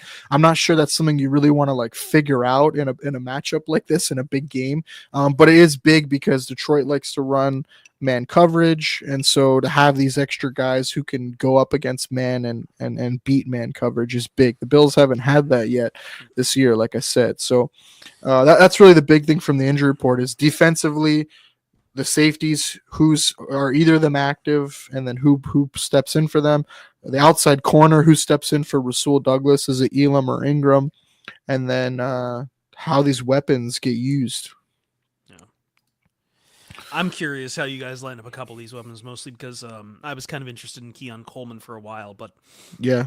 Also at the same time, you talk about that, and I know it's once again an issue for the Detroit Lions in generating their pass rush. They have gone back to a lot of blitzing. One of the top teams when it comes to how much they blitz, but it does leave something to be desired when they are going up against teams that have multiple options. That said, this is a very good red zone defense, if nothing else. Yes, great. That's two things. Number one, they don't let you get into the end zone. I believe up until that Bears game, they were not fourth in red zone defense. So if before the Bears game happened, where I believe, or was it the Green Bay? I forget if it was the Bears. I think it was the Bears game, where the Bears had multiple passing touchdowns. Before that game, so for like, what was that, 10 games, they hadn't allowed teams to have multiple passing touchdowns. One passing touchdown top was their big thing. So there's that. And also, but also like they don't mind the passing game so much because ultimately what they want to do is like kill your run. Like Yeah. that's what the Lions do. Yeah. It's what they were bred to do, what this defense was bred to do from the start. It's why they paid Aleem McNeil so much and made him such a big piece Hmm. of their defensive upfront identity, because Aleem is a big man. He likes to eat people. I And wanted the Bills to take him so bad. Oh, he's a joy. we've needed a He one tech watches so he bad. watches Reba is I never know how to say it. Reba or Reba. Yeah, I don't know that Reba, show. Reba. So like Reba he's just McIntyre. he's a big just boy. He plays like a boy and he's fantastic. But this is what the Lions want to do. They try to set the edge. They don't want you to run on them. They want you to be one dimensional and they want you to make a mistake. Because once they make you make a mistake, they know how to capitalize on those mistakes very well. A lot of their Yeah, games they've won it's this year have been because they get ahead of you on a turnover differential, mhm. especially earlier in the year when it was Kirby Joseph just hauling in interception, at least one interception a game, it seemed, for the first half of the season. Like they're just very good off of that, but they need to make you one dimensional first. Yeah, it's interesting matchup because the the Bills and Josh Allen are fantastic against the blitz and man coverage, and so it's gonna be interesting to see what the Lions do. And then you talk about turnover differential, and the Bills have the number one turnover differential in Mm-hmm. football. So it is definitely going to be one of those games where good on good, and we'll see what happens. Also, Detroit's the number one defense on third down, and the Bills are one of the top, I think, three or four offenses on third Mm-hmm. down. So yeah, it's going to be really, really interesting. We'll get into some of the specifics in a little bit, but yeah, the cat and mouse here is going to be awesome. A student has a question for you. Um, is the Bills' use of their sixth O lineman going heavy with Alec Anderson? Is that on the radar at all in Detroit? Does Detroit know that the Bills like to run heavy personnel? You think Josh Allen, high flying offense, but they actually do like to go big bodies and get nasty and do Um, power running. what's the Spider-Man meme where they're pointing at each other? Because that's something that the Lions love to do. We Yeah. have Dan Skipper famously reporting as it was still a joke that Lions fans love, Yes. reporting as eligible after the debacle last year in the Dallas Cowboys game. Yep. No, like that's staring right into a mirror because the Lions use Skipper as their swing tackle. They love doing this stuff every now and then. So they like I believe the toughness of the Bills will not be underlooked by Detroit. They know a team very well as far as their identity. It seems game in and game out, and I think that just makes Dan Campbell all the more excited to play in this game because I'm sure he's just going to be like, God, I love football. At the end, win or lose, at the end of this, he's going to be like, God, I love football. He'll take it hard if he does lose, but like that's the kind of football he loves to play. He loves these kind of just. I remember watching him. He was like a kid, learning that it was going to be raining in Green Bay. Like yeah, you're telling him, oh, you've got a 6 O line set. Great, fantastic. Let me see it. Hit me. See what happens. Hit me. Right, and if he's gonna lose a game, like that's the game he would be like, okay, Rick, respect. If No, it's I because you don't think beat he him in likes to lose volleyball. ever. He's a fantastic. He's a wonderful. I mean, we started POD cast back in 2015, so I've seen about like 3 coaches, and I mean a lot more when I was a fan, but like certainly, between Jim Caldwell, Matt Patricia, and Dan Campbell, Dan Campbell is just it's different. Yeah, It's an Caldwell was boring. energetic. It's. So is I mean, Patricia. but I liked Caldwell. I thought his problem was always that he hired really bad. He was very loyal to a very bad bunch of coordinators and positional coaches. Always would hire up some of his old friends from the college days. Like, for God's sakes, Ron Prince was the O-line coach. Why? Like, one of the worst coaches I've ever seen from Kansas State is your O-lines coach. But I never found anything Caldwell did to be objectionable. Conservative, sure, but never objectionable. Matt Patricia was just a bastard, of which I have. I rarely like calling for people to get fired. We are all people. We all have jobs. I made an Yeah. exception for Matt Patricia, and I will continue to make that exception for Matt Patricia. But even beyond that, Campbell's just a weird duck. He's like, as I said, he's an Aggie. So he's already bona fide crazy like a fox. But at the same time, he just I don't know. I don't really know how to put it into words. He's just I love his energy about him, and I think he sees a challenge like the Bills and he rises to it rather than just kind of shying away or even trying to downplay it right now. These are the kind of games he should, right? He's a former player. He's one of Bill Parcells' former players. Like, this guy is just bred in football. It's part of who he is, and I think that was really the real innovation the Lions discovered in hiring him as the head coach is, these former players can be not just position coaches, but also damn fine head coaches too. And they're just psychos. Yeah. He is a psycho for sure.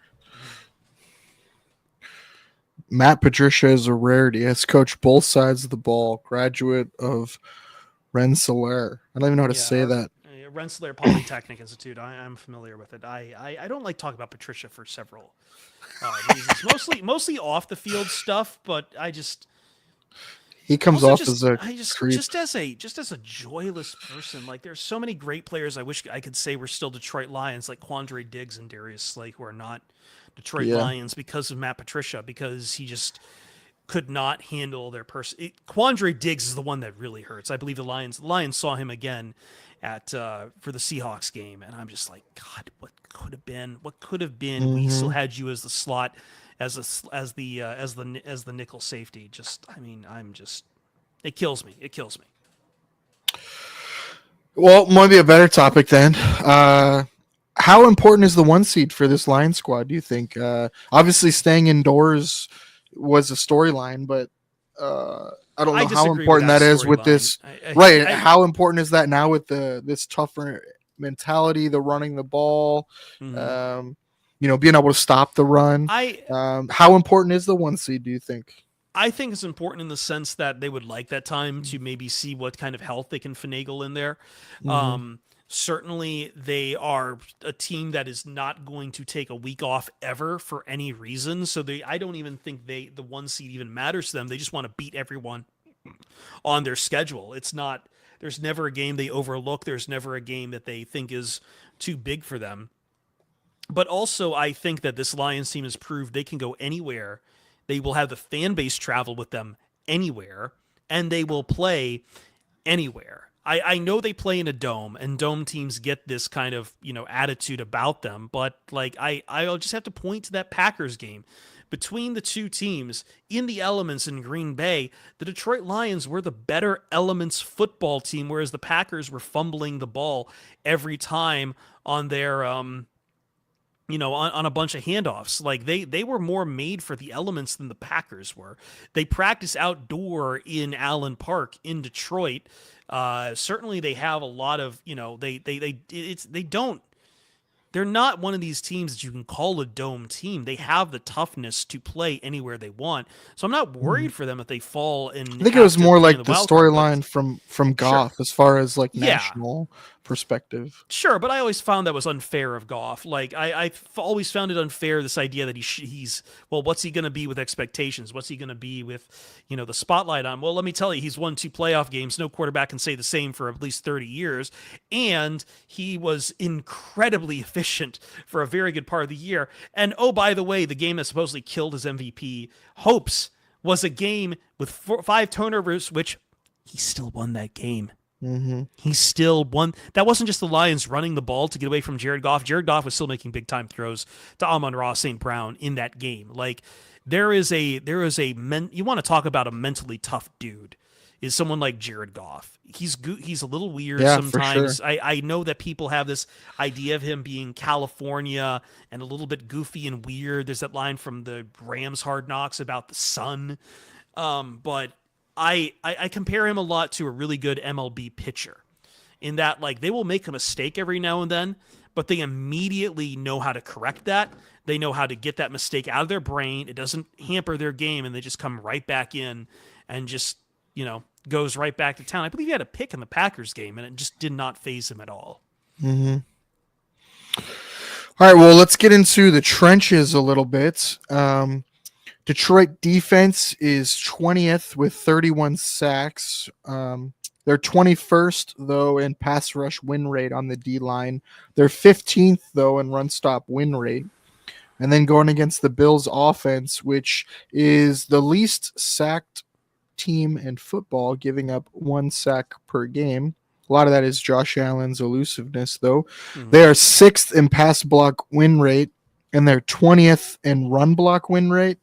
I give the top 20 in certain categories of players for either team. So Detroit didn't have any D linemen in either category of top 20.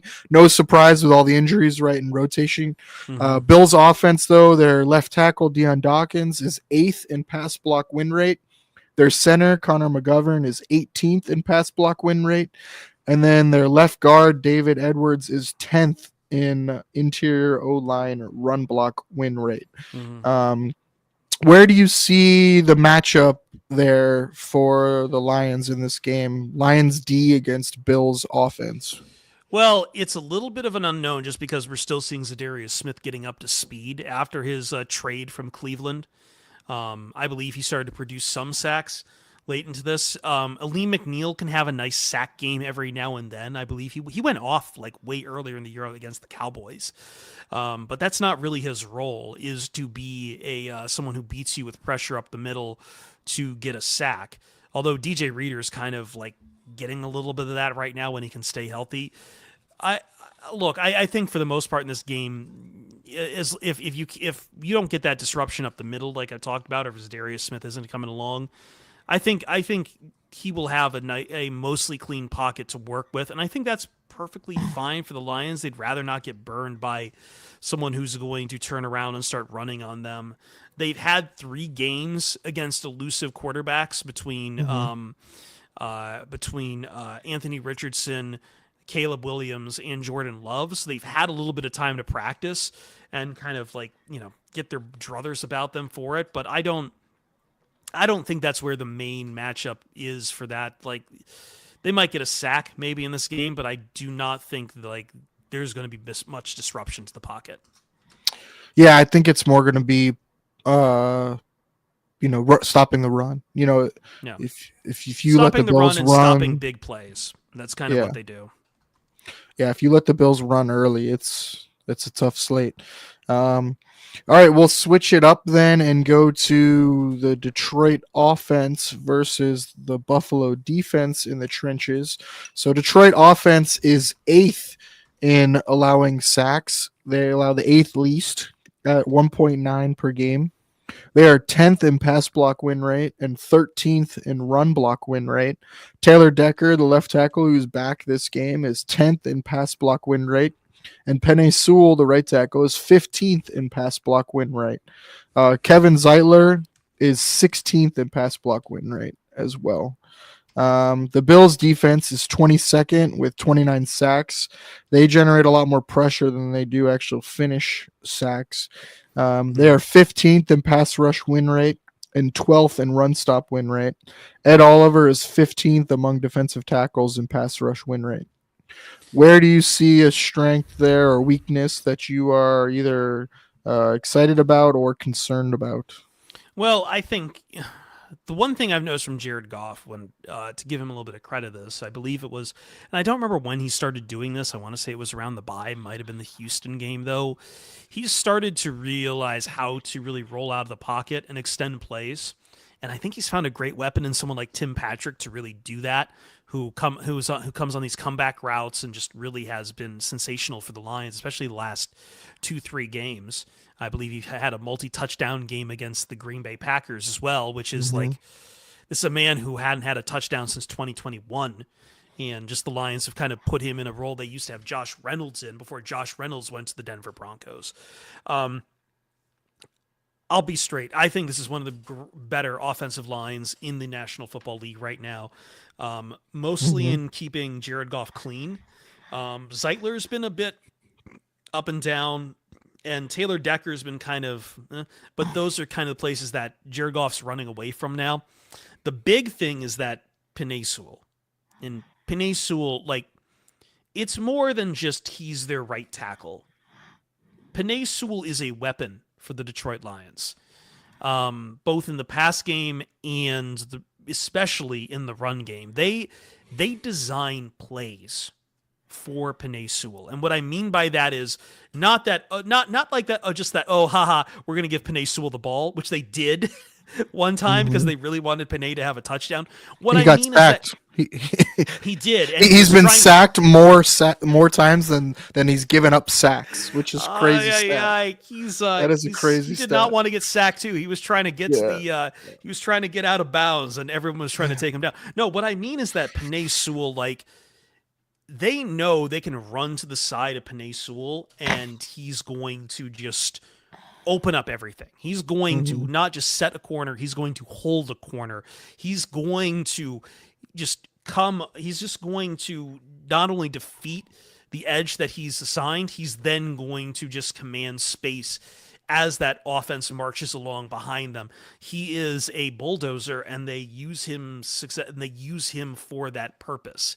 It is probably the most impressive part of the Ben Johnson offense is that how it takes advantage of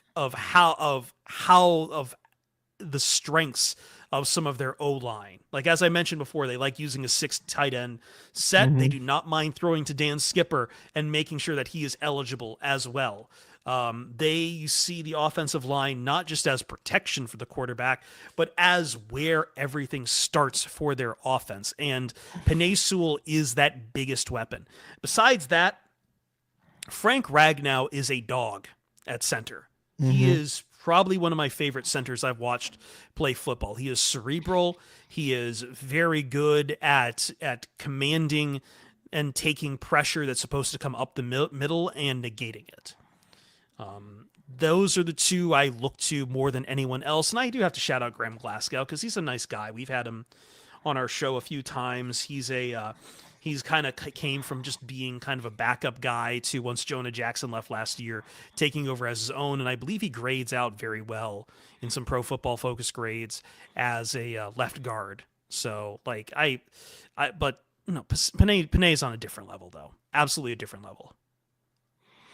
Yeah, and for the Bills, man, it's a tale of two games, man. Their D line either shows up and plays great, or their D line is nowhere to be seen. I mean, Ed Oliver, Daquan Jones, Von Miller, Greg Rousseau, all guys that are more than capable of showing up and making big plays. But man, do they disappear sometimes. So big matchup. I think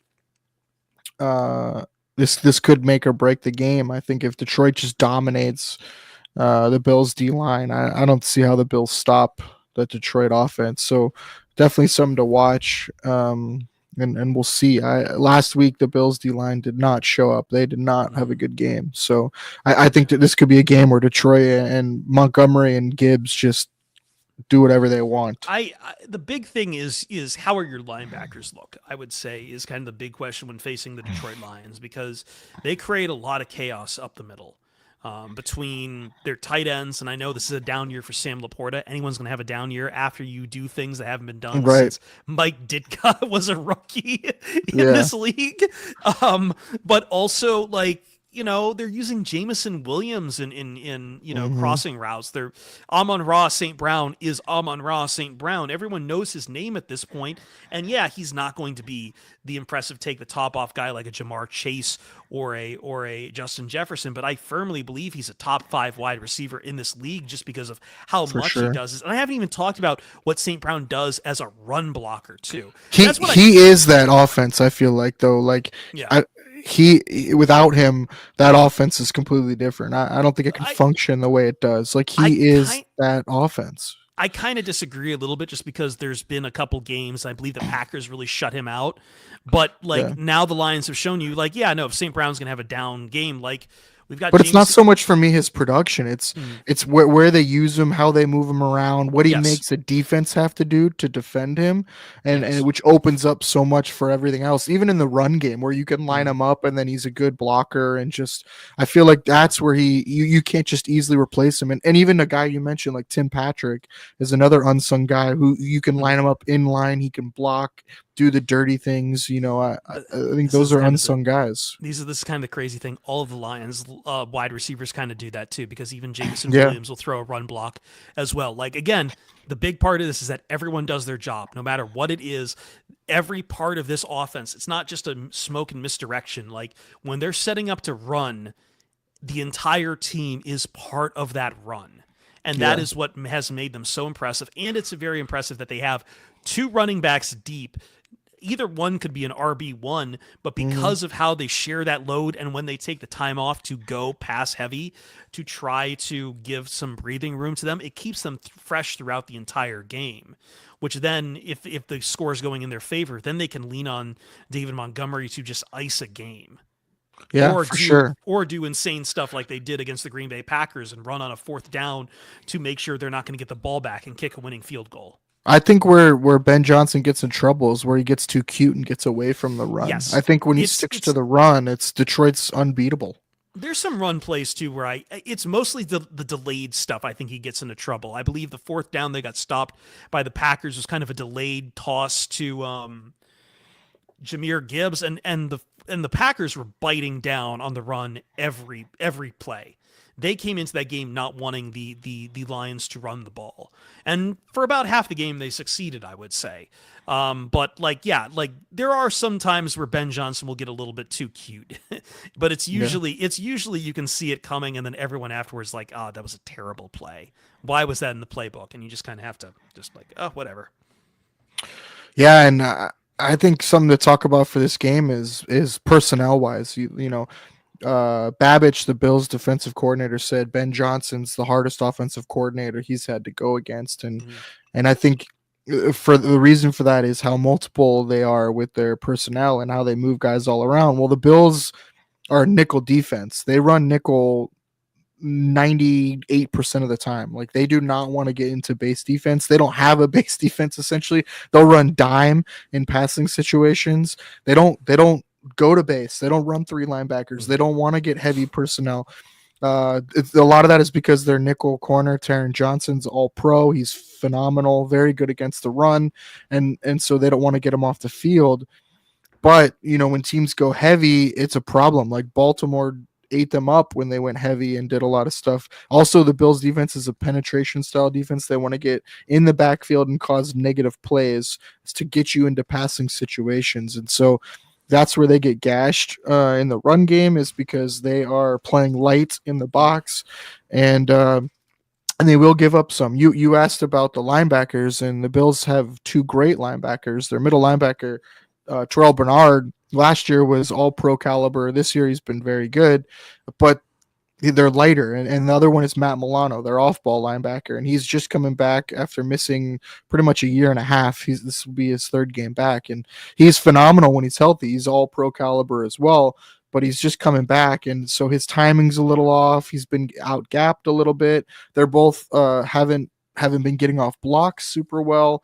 Terrell Bernard's on the lighter side as well, so you don't want linemen getting to the second level and getting to him. So that's why it's so important for the Bills D-line to do their jobs. But the D-line's been getting turned easily and getting out-gapped. And so I think that's where this game for me is, if Detroit just wants to, especially early, just impose their will and take over this game on the ground, I think that's where Buffalo is going to be in trouble.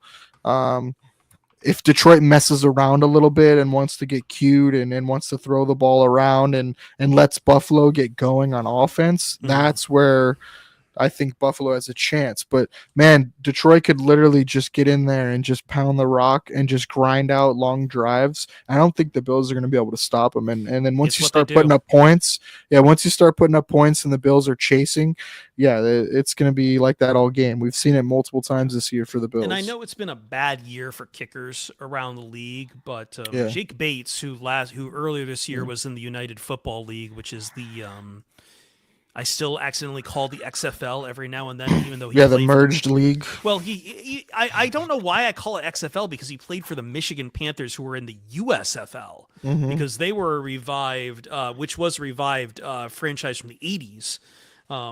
Which is very funny, by the way, if you want to watch a team really leaning into their bit. The Michigan Panthers on X always turns into a Jake Bates fan account every Lions game, because he was doing this in the UFL, just kicking game winner after game winner for them. He was really their entire offense, but he's been. I mean, he will miss some short stuff every now and then, but he's. I kind of saw that as part of his growing process. He never actually kicked field goals in college. He was a converted soccer player, handled kickoffs in his last year in college, where he finally converted to American football. Then goes into the UFL and suddenly has this monster leg. The Lions commit to developing him, and he's been kicking. He's had these. I know part of it's the dome, but part of it's also that like he thrives in high pressure systems. And the Lions have been getting stopped a few times going into the end zone when things don't perfectly go their way, but like they've been very good even on long field goals with Jake Bates. And that's kind Yeah. of really, that's not something you could really say in past years where they had other kickers, where it's like a lot of the reason they would go for it on fourth down wasn't gambling or whatever people say about Dan Campbell. It was because the more surefire thing for them was to get into the end zone and put up 6 points. Now with an option like Jake Bates, even if that drive stalls, Jake Bates can go out and kick 50 plus very very reliably. And I think that's a big element for dealing with this Lions offense too. Yeah, for sure. The Lions are sixth in red zone offense, so fourth on third down as well. So been very good. It's almost automatic when they get if it is like first and goal, if it's like a goal line stand, if they're like 3 yards out, it's almost automatic. You want to talk about anytime touchdowns, like David and Montgomery always feels like easy money. Yeah, for sure. Almost feels like easy money. Shoot, him, Gibbs, and Amon Ra for a while this year. Yeah. We're all hitting them every game. It was insane. So a couple metrics here for this game. Detroit defense is first on third down. Like I said earlier, they're fourth on red zone defense. The Bills offense is eighth on third down and fifth in red zone. So good on good there. That'll be really interesting. I will say this. You're going to have to play Dan Campbell's game. I just mentioned fourth downs. Yeah. You're going to have to, at some point, play a fourth down against the Detroit Lions defense. It's which the Bills like going. The Bills sure. do like to go for it on fourth down. I'm not saying so they'll stop you on fourth down, but they're going to make you have to sweat it, and they've made a lot of teams lately sweat it because again, all they want you to do is make a mistake. For sure.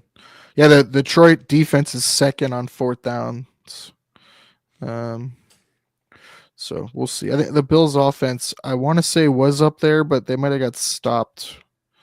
I want to say they were imagine like a lot of that's they're first on fourth down. Okay. Yeah, so the Bills offense, is still first on fourth down percentage. So, I mean, a lot of that is Josh Allen quarterback sneaks. He's pretty as close to unstoppable as possible.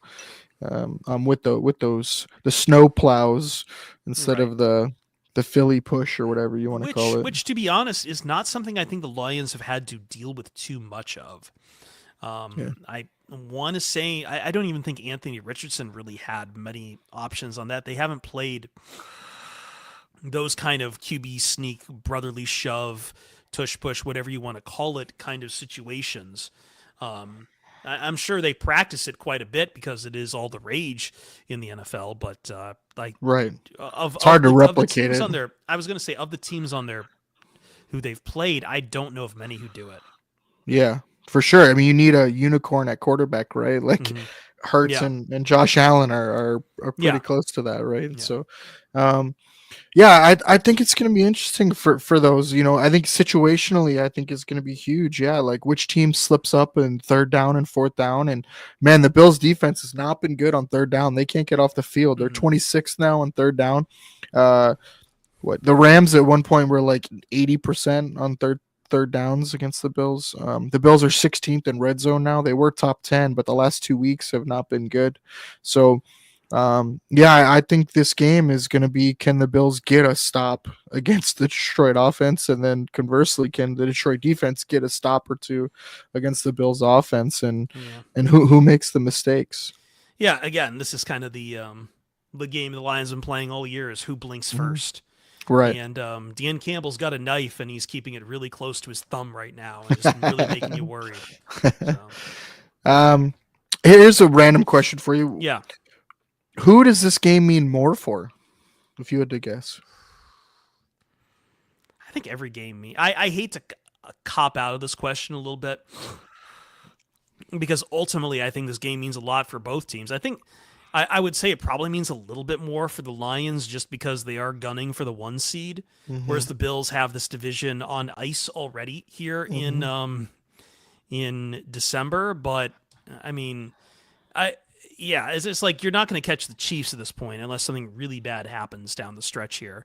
Whereas the Lions are the hunted, not the hunter, and they've got 2 dogs right on their heels with the Eagles and the Vikings.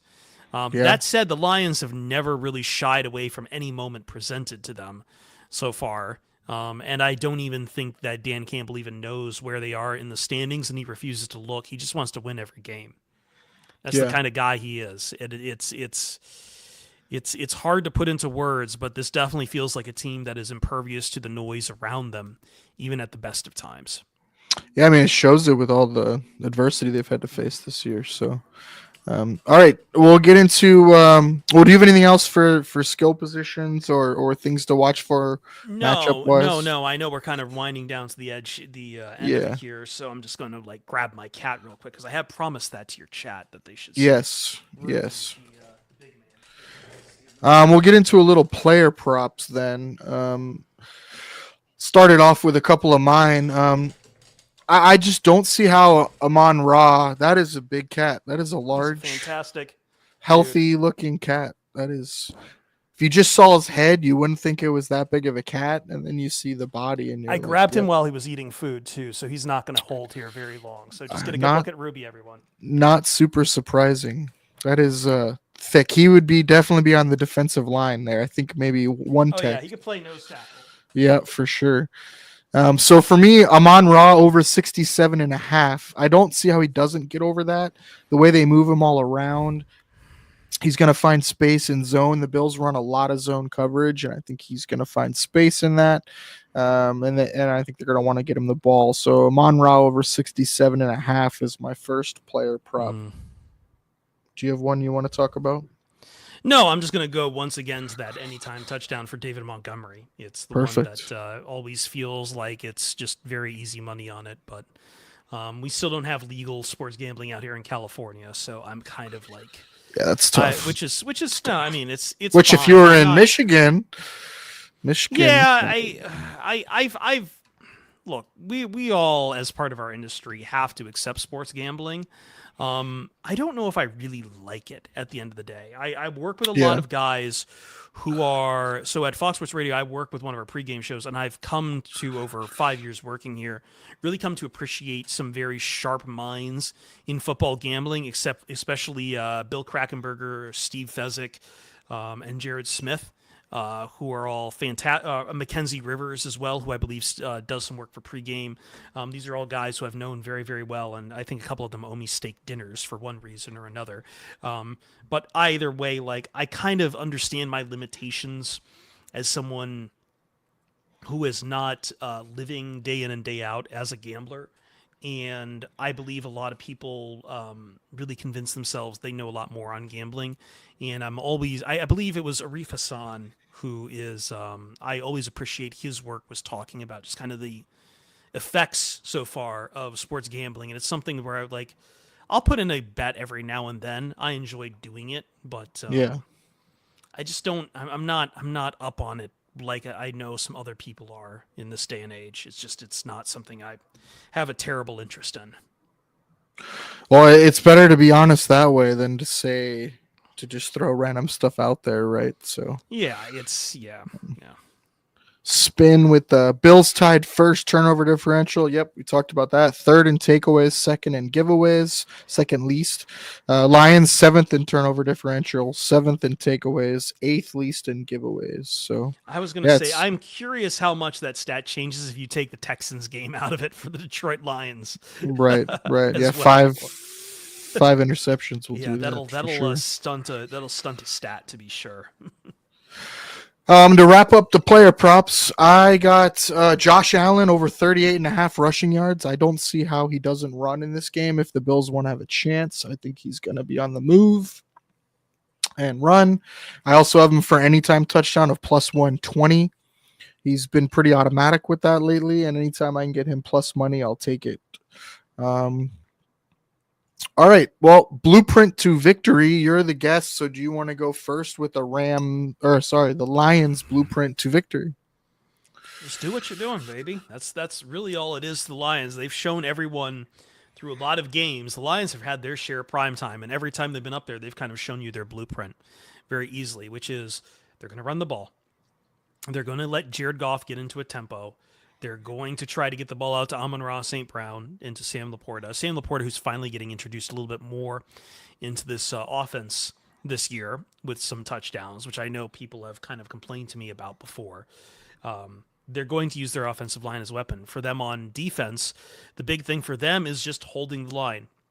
Mm-hmm. They need to make sure that, and not to go John Madden, but they're just going to have to make sure to score more points than you. And part of that comes not from their offense, which is very good at scoring points, but from the defense and how much can they stop the other side of things, which really underplays a little bit of how well they've played defense into some situational scenarios. And it allows the offense to have some time off, and there's definitely been some time off they've had to take every now and then. But it's just going to be that running the ball.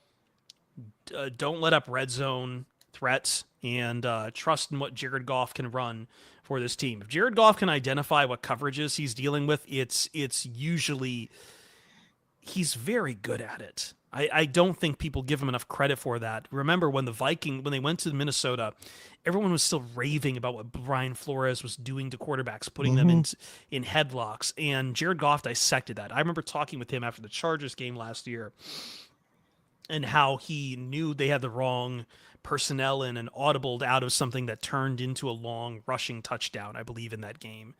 But he's just got to be able to identify it first, and just limits his mistakes and just, rides the lightning. I think one of the underrated things for the Lions that, at least from the outside, I don't think most people realize is how well that back seven and that pass defense has played as far as metrics are concerned. Like, they're in the top 10 and even the top 5 in a lot of advanced metrics as far as pass defense and coverage. And I was really surprised by that. I didn't realize that. Jared Goff has been pitching perfect halves of football games earlier this year against some very good teams, mind you. But like he's kind of dropped off a little bit of it, but like he's at any point he can find that groove again, and he's very good at making sure he's just going to be hyper efficient and hyper effective with where he places the football. He rarely makes mistakes. The interception was I think that interception was the one rarity since that in the Packers game. Was the one rarity since the Texans game, where he's just once again he's very careful with the ball. He knows exactly where he wants to place it. And when I say careful with the ball, I do not mistake that for being like he's going to check down or something. He will still extend plays. He just knows, like, when he just doesn't have something, how to get the ball, how to just throw the ball away. He's very cognizant of what's happening on the field at any given moment, and he's very good at leading you away, misdirection, and just, now he's adding extending plays in the last 4 games. It's interesting to see where the world of Jared Goff is. I think his MVP hopes are dead at this point. I believe if I was going to give one right now, it would probably be to Josh Allen. But there was a moment where I was riding very hard for the Jared Goff MVP train, and I still think that potential is there underneath him to play at MVP levels. Well, it's historically gone to the quarterback of the 1 or 2 seed the last 10 plus years. So, you got to think is that Jalen Hurts, Jared Goff, Josh Allen, or Patrick Mahomes? And, out of those 4, it's probably Josh Allen. But there's still a couple games left, and if he goes out there tomorrow and lays an egg, I mean, I think, and Goff goes out there and lights It's a it up fickle award, right? It's a for very fickle sure. award. It almost doesn't it almost doesn't make sense sometimes. That and Coach of the Year, I feel like it's like I don't like either of these awards on how these awards seem to flip flop as far as like I don't know. I do this with Dan Campbell and Coach of the Year quite a bit, where it's like, okay, well his window closed. What's that supposed to mean? Like I hate kind of how Mhm. we approach MVP and how we approach Coach of the. I hate how we Coach approach of the all of Year is these the awards. dumbest award. Coach of the Year It's is so stupid. it's rough. It's so Yeah. rough. It's like Like, how there's is only Dan Campbell not up for Coach of the Year with all the stuff that's yeah. happened to that Yeah, yeah, roster, yeah. right? But I heard it's like, oh, if he was going to win it, it was his window was the last 2 years. I'm like, yeah. I'm sorry, like the They did that to Lions are coaching McDermott too. I So just the Bills were supposed to be third in the East this year, right? And I not a think good that's I team. think that's It's I don't know crazy. what it is about, and I will say this as someone who does national NFL stuff too. Like, I don't know what it is about the Bills. Maybe it was just that there's other teams that like people have wanted to be sexy in the Mm-hmm. AFC East between the Miami Dolphins for whatever reason. People love McDaniel. I've never believed in this guy, and I've never really believed in Tua. And I think what they're doing is like kind of finally falling apart in some ways. Mm-hmm. And there was a lot of people ready to christen the potential of the New York Jets because nobody wants to admit it, but most people in the media are Jets fans. Like Yeah. it's like you scratch someone at ESPN and you find a bunch of Mets fans. They're all Jets fans too. It's unbelievable the amount of, and I hate to do this New York bias thing, but I kind of have to. Yeah. Yeah. Like it's always one of those things like, oh, you hear that and it's like it can't really be that, and then you really start to see it, and then you're just like, oh God, shut up about the Knicks, shut up about the Jets, shut up about the Mm-hmm. Mets, like. But I think that's been an element of the AFC East that has been there for the Bills. Like I think I picked the Bills to win this division to start the year because I'm like, why are we running away from christening a team that was absolutely dominant? And regardless of what they did or didn't do in the playoffs, that does not say anything of what they'll do in the regular season for the next year. And they still have a good roster and one of the best, top 5 quarterbacks in the league. Like Yeah. I'm not ready to just suddenly be like, oh, the division's going to go to the Jets just because 3 years ago, and before a massive injury, Aaron Rodgers was an MVP. Like I never really understood that. Yeah. Jets, man, just an absolute disaster.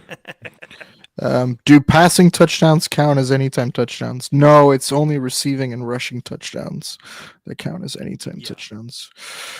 All right, so the Bills' blueprint to victory on offense is no turnovers, and then I think they got to bring back the motion, the bunch, the condensed formations, and attack man coverage against the Lions. They have to be prepared with their blitz checks and be ready to see the blitz. And I think they will have success if they do that. On defense, they have to force turnovers. They have to force negative plays. I think that's the way the Bills defense stops the Rams, is a little chaos, a little havoc, a little turnover action. I think just lining straight up and trying to stop the Rams. I don't think the Bills are equipped to do it. And then they got to hold them to field goals. I think that is huge. If they can hold them to a couple field goals instead of touchdowns, that is definitely a win for the Bills defense. Score predictions. What do you got? I famously don't give out score predictions on Pride of Detroit. I believe both teams should play hard. I root for a tie every time. It's what I have filed for over 4 years with Pride of Detroit is tie predictions, and I don't like doing scores because I find it very weird. So I will abstain. You can give one by all means. Please do so. I will, because I get held accountable. My bid is ties, and if I don't predict a tie, it goes against my entire ethos. Hey, well, the one time you actually hit one, though, it's pretty sweet. When I know. I will parade. Tie. We haven't had a tie this year in the NFL. It's very we funky. have not. Well, maybe close, we but just it's never maybe happened. we're gonna have one. We'll see. I have the Lions winning this game, though. I have them winning a close one. I think maybe even the Bills backdoor it a little bit, but Lions winning 34-31. I think a lot of points. I think the Lions can really take control of this game and just stay out in front, and the Bills will be chasing. And a lot of it could come down to even like who defers and gets the last possession in the first half, first possession in the second half, things like that. But I do think the Lions are going to be too much on offense for the Bills defense. So yeah, that's what I got. Well, thank you to Chris for joining me. Do you want to tell everyone what you have going on, what you have coming up, where they can find you? Well, yeah, and I believe this is getting down to the last bits of the dark rum on the top of my Mai Tai, so this is perfect timing on top of everything. I really made this triple drink last me the entire night. At Chris Perfett on X, however, I am much more active now on Blue Sky, where I've kind of been cheerleading to try to have some NFL coverage over there. That's at perfett.bsky.social. The Pride of Detroit POD is available on all podcast platforms, wherever you get your podcasts. It's very liberating in that front. I have been covering the Detroit Lions for 9 years. 9 years we've run the podcast. We just had a fantastic live show up in Detroit where we raised $50,000 for the University of Michigan Rogel Cancer Center. It was our first live show ever. Please check that out on our YouTube. You can find the replays there. We had, I believe, over 70 people show up for us. It was a very special night for us with Herman Moore and Mina Kimes as well. That's awesome. Pride of Detroit is really my home base for a lot of stuff. One of these days I'll start writing again. I have my own Twitch stream, which is over on my socials. I am also part of Fox Sports Radio, their national coverage and syndication, which you can hear on 600 affiliates and part of the iHeartRadio app. Especially tomorrow is my big day. Sundays, I am part of Red Zone Radio, which with Steve Hartman and former NFL player Rich Ohrnberger. Myself, my producer Bo, and our update anchor Muncie Bolaños, we cover all of the games for 4+ hours and deal with Steve's madness the entire time. One of my favorite people to do impressions of in the sports talk business.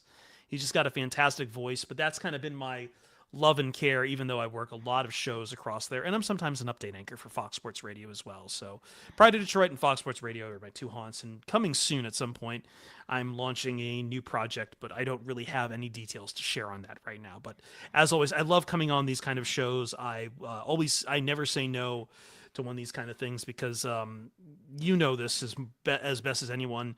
These are very liberating, easy to make formats these days.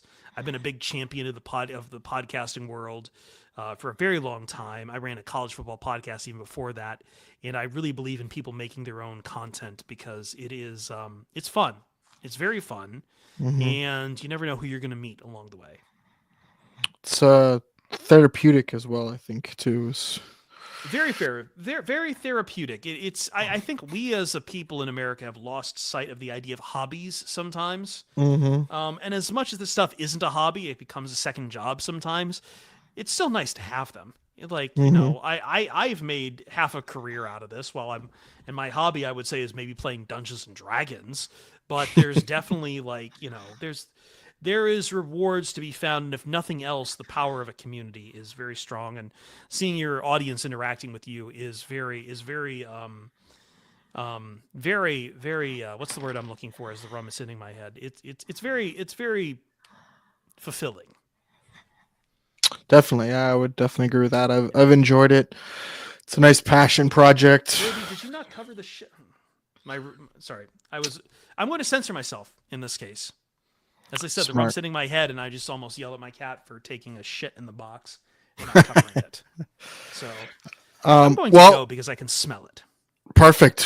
On that note, next up for us, we have the Sunday morning edition of No One to Blame at 10 a.m. Eastern Time. Join Jesse, Kevin, and myself as we give you all our favorite player props, parlays, and plays for the NFL Week 15 slate. We'll also go over FanDuel daily fantasy lineups and strategy and fantasy football. So ask us your start-sit questions, and we will get with you then. So, Ruby, why does it smell like Egg McMuffins, man? There's always someone to blame, and right now apparently it's Ruby. It sounds like you got something you got to go take care of.